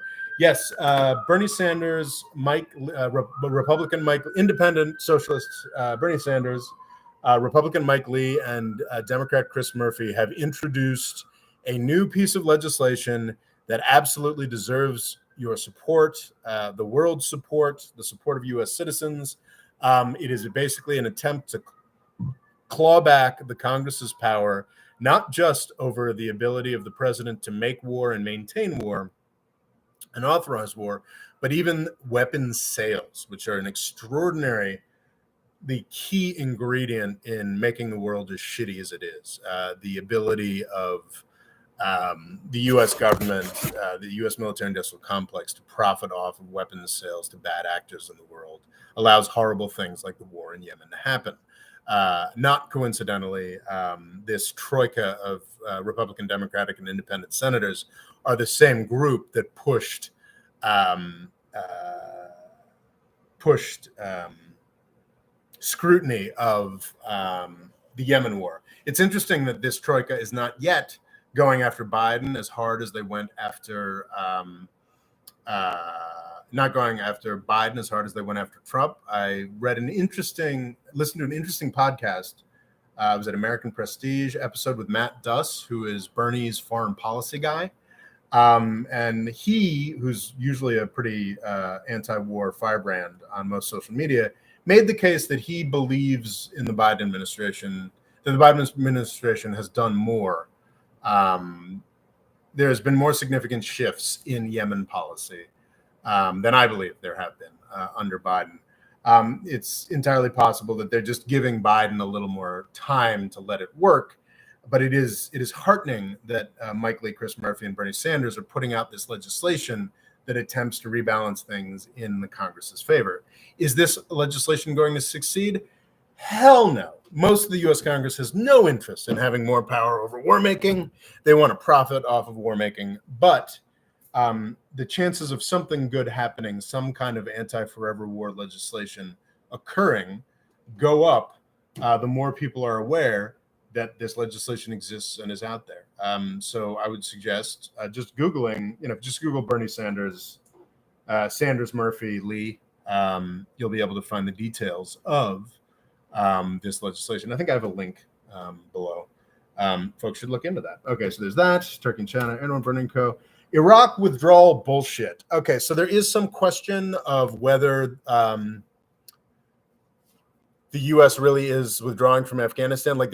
I think it's still an open question. You can say, maybe really we are going to leave Afghanistan entirely. Maybe it really is going to be left to the local actors, to fall out with each other and compete over Afghanistan, which is freaking phenomenal from the perspective of the U.S. for grand strategy. That is absolutely 100% not happening in Iraq. Over the past week or month or so, the Biden administration has again announced the end of offensive operations in Iraq. We're done. We swear. We're not actually taking any troops out. It's just a simple shift in the classification of our troops there. They're not really fighting. No, they're advisors and they're doing training. This level of bullshit is apparently as much for the benefit of Iraqi politicians that want the U.S. to stay there to help shore them up, but can't be perceived as wanting the U.S. to stay there to shore them up. I think all that needs, this shouldn't be too surprising to most people on this, to most patrons. You guys are savvy folks. But whereas there is we are to some real extent really withdrawing from Afghanistan. We are not withdrawing from Iraq at all yet, as we should. We should withdraw. South Africa, someone had requested I talk about South Africa. It's almost impossible to do so in a savvy way with my level of exhaustion. But I think with South Africa, a lot of people, specifically racists, are focusing on South Africa because they want to say that ending apartheid failed. They want to somehow make the case that South Africa was this rich, successful country under white people. Now it's under black people and it's failing. And that's really fucked up because under white people, it was a rich, successful country for the 15% of South Africans that were white people. Can you find people who anecdotally say, or even really legitimately find black people in South Africa who are willing to say, we were happier under the white folks? Sure, you can. How seriously to take those kinds of comments. There are plenty of people who assume they were better off under dictatorship because their current conditions are unpleasant. So what has happened in South Africa is, grim and disappointing, but not really. Compared to Zimbabwe, which has obviously done dramatically more poorly. Look, if you're going to have a country that is run for centuries by a racial hierarchy and you remove that racial hierarchy, you're going to get real problems. That does not mean that removing racial hierarchies is something we should regret. I think that the sort of history of South African presidents is one of sort of grim decay. You had Mandela, of course, and then you had Thabo Mbeki. I'm sure I mispronounced that, or might even have gotten it wrong. I apologize. Who famously was a sort of AIDS truther. I think he backed off of it eventually, but he had all kinds of quite anti-science ideas about what AIDS was or was not and how to fight it. But in largely was like, obviously no Mandela, as nobody could be. And then, of course, you had Jacob Zuma, who was in power for about a decade and was just a desperately corrupt nightmare. I can't recall exactly the details of his relations with women, but I seem to remember that a fair amount of it was criminally actionable.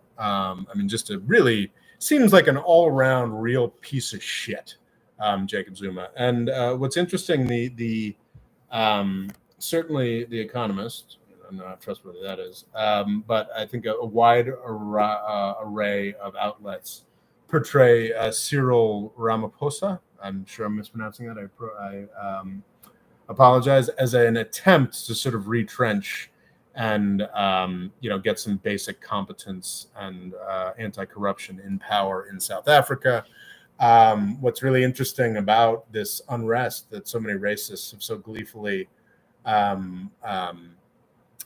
celebrating over the past month or so in South Africa is the reason it was sparked is it's sparked by Jacob Zuma, the corrupt former president's supporters, rioting violently because he was put in jail for corruption. That's our dramatically corrupt former president will never go to jail for corruption. South Africa seems to have done it. That's impressive. I don't want to blow smoke up your ass and pretend that the position that South Africa is in right now is somehow miraculous or fantastic. It's not.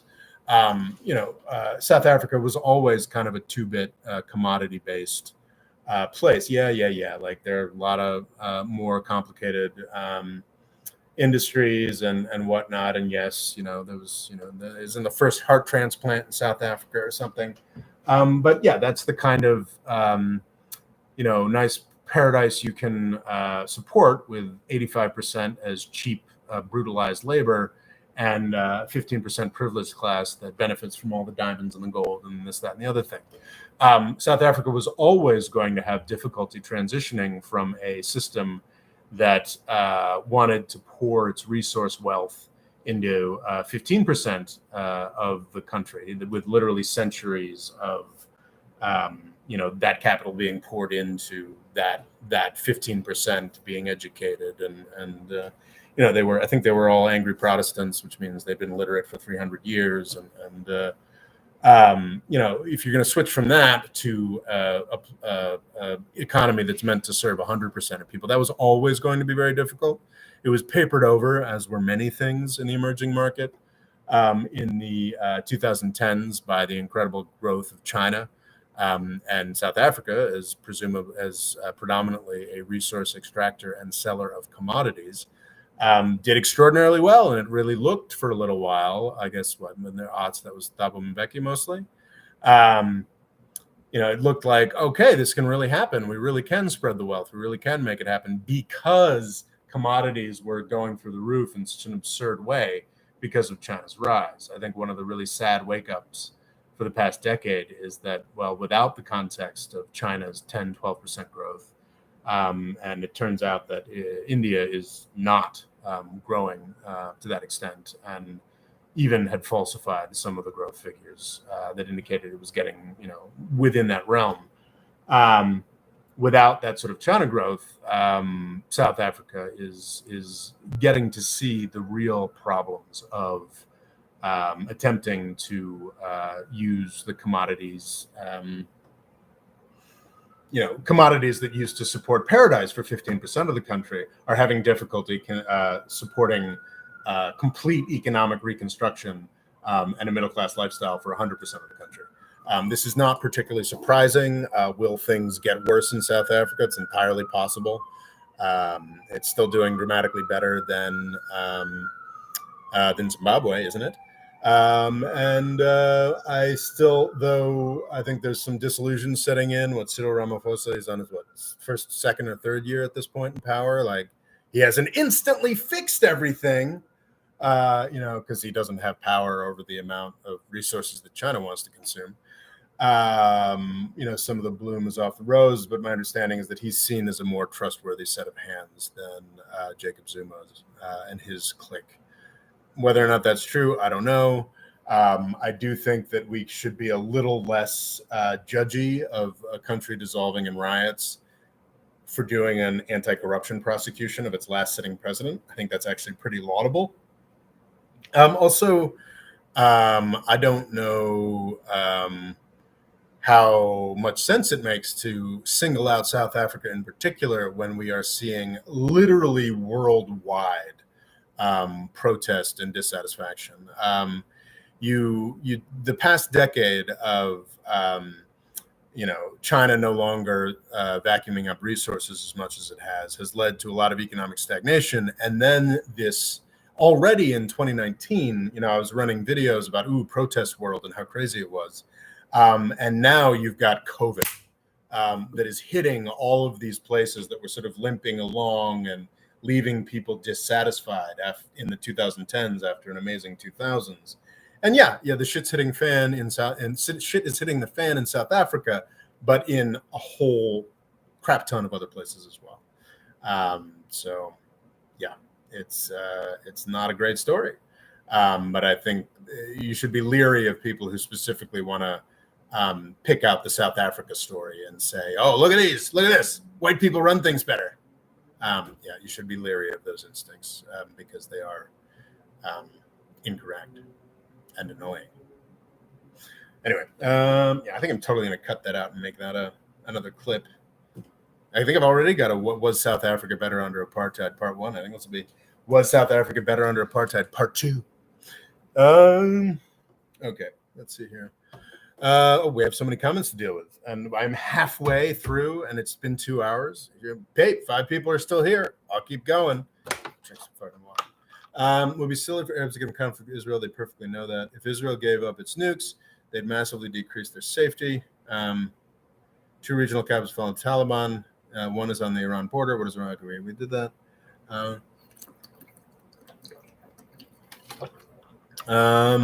Local cool extreme. I doubt any foreign power could have the same influence over Afghanistan more than Pakistan. I think that's true. Pakistan is incredibly interweaved there, but Pakistan is not a place that I'm super optimistic about generally. Or who knows? Maybe the influx of China money and Pakistan becoming more integrated with the Chinese market will make it stronger and less reliant on the Taliban to maintain its northern border security. Who knows? I mean, it could be positive. But so I think you're absolutely right. I think that any foreign power having the same influence over Afghanistan more than Pakistan is a interesting question. 40% of it is Pashtun. That's 40% of Pakistan. There are more Pashtuns in Pakistan than people in Poland. Interesting. Farah, what is your thoughts on C.G. Werleman? I have no idea who C.G. Werleman is. Should I have thoughts on C.J. Werleman? I will Google C.J. Werleman. I have no idea who this person is. C.J. Werleman. South Africa is still rich for white people. Yes, it is still rich for white people. And I don't need to jump into that barrel of worms. Let's see. Counter-terror versus Tunisia. This is something that I was going to do another Tunisia video on. Now I'm just sort of like, well, I did 2 Tunisia videos. That's enough this year. Or maybe I'll, the amount of money, I talk about Tunisia as if it doesn't get aid money. It does get aid money, but what the aid money it gets is all counterterrorism, which means it goes primarily to the old regime actors who run the security services. So, and yes, a lot of those debatably, a lot of those old regime actors are the military and security actors that are carrying out Kais Saied's coup. I don't want to oversell Saeed's closeness to the old regime. I don't necessarily know that that's what's going on. Another reason to hold off on making this video, but it is kind of fascinating that most of the aid money we sent to Tunisia went to security forces for counterterrorism purposes, and those security forces are now the way that Tunisia's democratic experiment is ending. Anyway, China tech crackdown. This is extraordinary. I mean, talk about a, it's the cover of Bloomberg Business Week this week, or was it last week? It's always weird how the magazines arrive at my apartment. I ran a video last year about like if China were smart, talking about this incredible strength that China had, and that it had a world-beating tech industry, consumer tech industry, and it is destroying it. It is consciously destroying its consumer-facing tech industry because the Communist Party got jealous. It's entirely possible that some of this has to do with Alibaba CEO Jack Ma, giving a speech that was too critical of the Communist Party. But it seems like very consistent with Xi Jinping's whole thing, which is consolidating power, even if it hurts Chinese power. And it's sort of why, it's just another illustration of how clear it is to me that after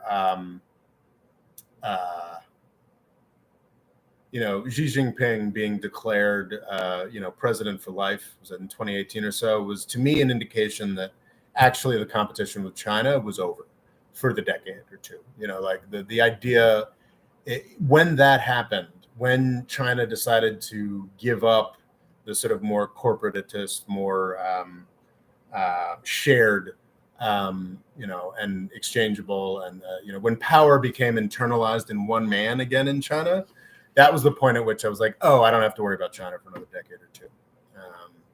And I think this is just this tech crackdown is just another indication of that. The Chinese nuke nonsense. So there's apparently been a tremendous kerfluffle in Washington, D.C. Circles after the revelation that China has built 200 nuclear missile silos. I think you can put multiple warheads on a missile, so maybe that means 400 or even 600 deliverable nuclear warheads. The consensus, if you read any of those articles, is that China actually doesn't even have that many warheads. And it's sort of an attempt at sort of a shell game. Well, if you build more silos, there's more things that the United States has to waste its nuclear and conventional weapons on in the event of an actual conflict. So really, only some of those silos probably have nuclear weapons in them. Because keep in mind, of China's estimated 300 or 400 nuclear warheads, some of them are probably on submarines. I don't know if they have subs yet, but some of them are certainly meant to be dropped by planes. Some of them are mobile missiles. So these 200 silos are incredibly unlikely to actually have nuclear weapons in them. More than a third of them or a quarter of them are unlikely to have actual weapons in them.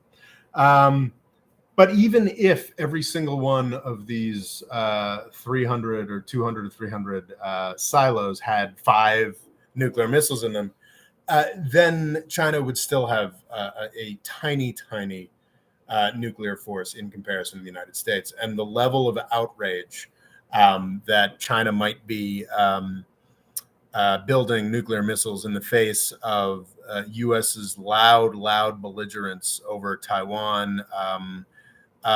Retired U.S. naval admirals publishing a novel called 2034, in which a conflict over Taiwan that the United States starts ends up with the United States nuking fucking Shanghai. The idea that it is somehow weird or strange or unsurprising or shockingly aggressive for China to be expanding its nuclear capacity or even just its perceived nuclear capacity is just the worst example of U.S. nonsense, just insane nonsense. So that's China nuke nonsense. Peru president, if Scott Locks is still here. So I don't know enough about Pedro Castillo, of course, but it is fascinating. Pedro Castillo is absolutely a leftist outsider. That is certain. A leftist outsider in Peruvian politics. Peru, as my understanding, is one of the calmer and more reliably pro-U.S. Countries of quite long standing. I think they've got some was it petroleum resources or some other sort of thing. They're lucky enough that they are southerly enough that I don't believe coca production is a big deal. The Colombians do most of that. Not to say that they haven't had tremendous unpleasantness. Is it the Shining Path? Is that Peruvian? Sort of a famous leftist guerrilla group that, of course, allowed Alberto Fujimori, is that right, to be tremendously authoritarian in the 80s and into the 90s. To some extent, very supported by the United States in that. But it is kind of shocking for a place that's been kind of generally, pro-U.S., pro-business, what have you, has apparently elected a rabid leftist. And the question I posed was, is he more likely to be a Morales or a Maduro? Having thought about it a little more, I think he's more likely to be neither. Well, I think you could entirely see reasons why there would be a massive leftist surge in Latin America. I think this is more just an indication of the abject failure of the Peruvian political class to deal with COVID. It's a place, COVID. I should talk about COVID more because it has had a tremendously negative impact.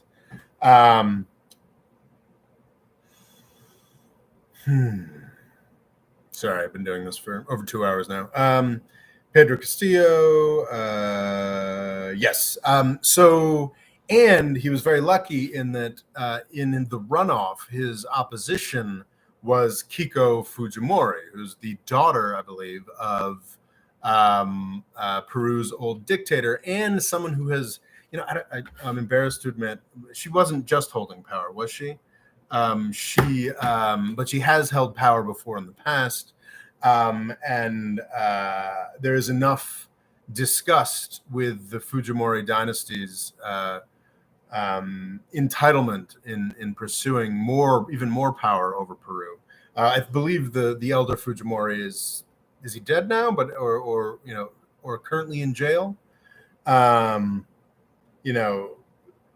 There were enough people who were disgusted enough by the Fujimori legacy that they opted for Pedro Castillo, the sort of unpredictable leftist guy. So I kind of feel like, you can correct me if I'm wrong here, Scott, is that I think Castillo is likely to have much less legitimacy than Chavez or Morales did, and much smaller scope for changing constitutions and revolutions in GDP and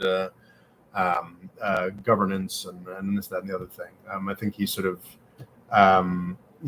has sort of famously squeaked in with rather a small mandate against he was largely by a public that was more voting against his opponent than voting for him. So I think it may prove difficult for Castillo to bring about sweeping change.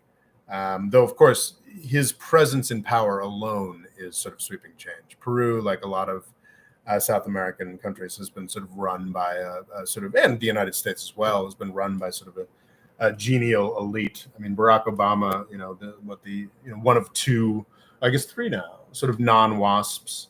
Well, though, actually, is he AME? So is that technically Anglo-Saxon Protestant? Anyway, no. Methodist. Anyway, Barack Obama, nominally the most outsidery of American presidents, but did he? I guess he only went to Harvard, or did he go to Harvard and Yale? That ain't an outsider. And it seems like Pedro Castillo does seem legitimately outside the power structures of. He's apparently never held office before, and he's a retired teacher. which is, impressive, and I think it's good for a system to have rejuvenation like that occasionally. Not historically likely to lead to great success. I don't know what Castillo's organization and background is like. I don't know how impressive the party backing him is. I mean, Chavez and his whole Bolivarian revolution, and Maduro and the Movimiento Avanza Socialismo or something, MAS, whatever it is. They had movements behind them. I don't know how powerful Castillo's is, and how much of a if he's. So yeah. Anyway, I don't expect Castillo to be a Morales or a Maduro. Okay. Oh yeah, Scott Lux, you're way ahead of me. Evo created a political social movement. Castillo, nothing. Fadel says former Gaddafi militias beat the French military in Mali.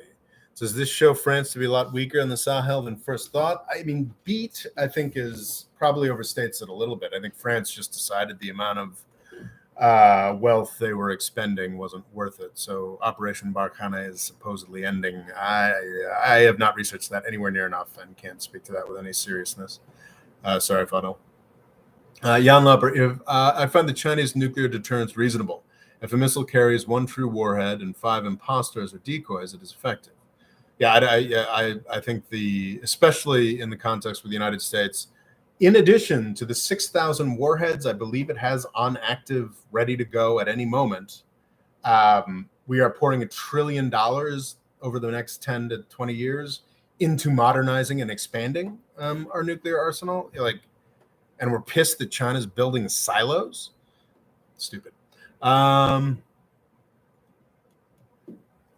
Yeah, because the adversary must retreat all targets if they're nuclear weapons. Skylux, Evo created a political social movement. Castillo, nothing. Yeah, that's my sense as well. Jan Loper, Local Cool Extreme. Oh, thanks for that fact about Pakistan. I've been told there are more Azeris in Iran than Azerbaijan last year. Yeah, it is real fucked up. I think actually Gilad on Twitter made a reasonable thing. I think it made a lot of news that an Israeli think tank was like, all right, time to break up Iran, which is obviously an absurdly evil approach to world politics, especially in 2021, when we see how South Sudan has gone, when we see how Syria has gone, when we see how Iraq has gone. This idea that and that we could just split up Iran so blithely.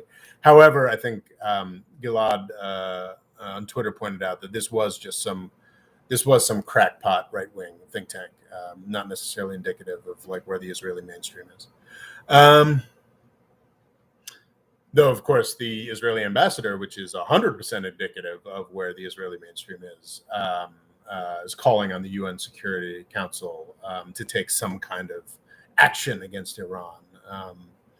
And it wouldn't be completely illogical to expect that one of the possible action items would be somehow using Azeris to foment some kind of sectarian nightmare in Iran.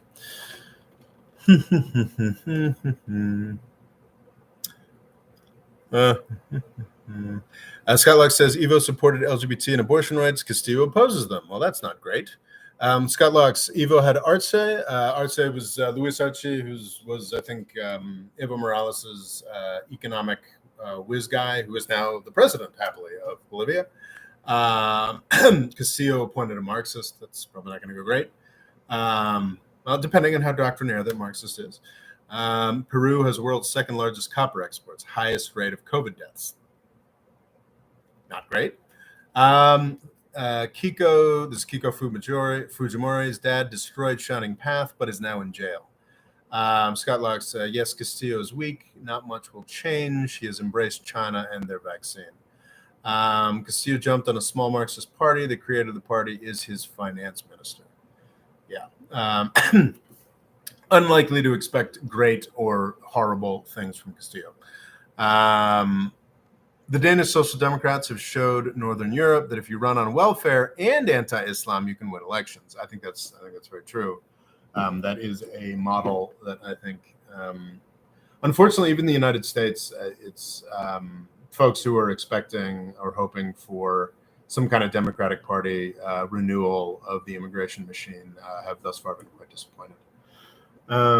I mean, some of that is COVID related, but also just, questionable whether they have it in them. Biden's China policy. Oh, no, that's something else. And then to close, because we've been doing this for almost 2.5 hours. I think I included a Bloomberg article talking about the 1,000% increase in natural gas prices.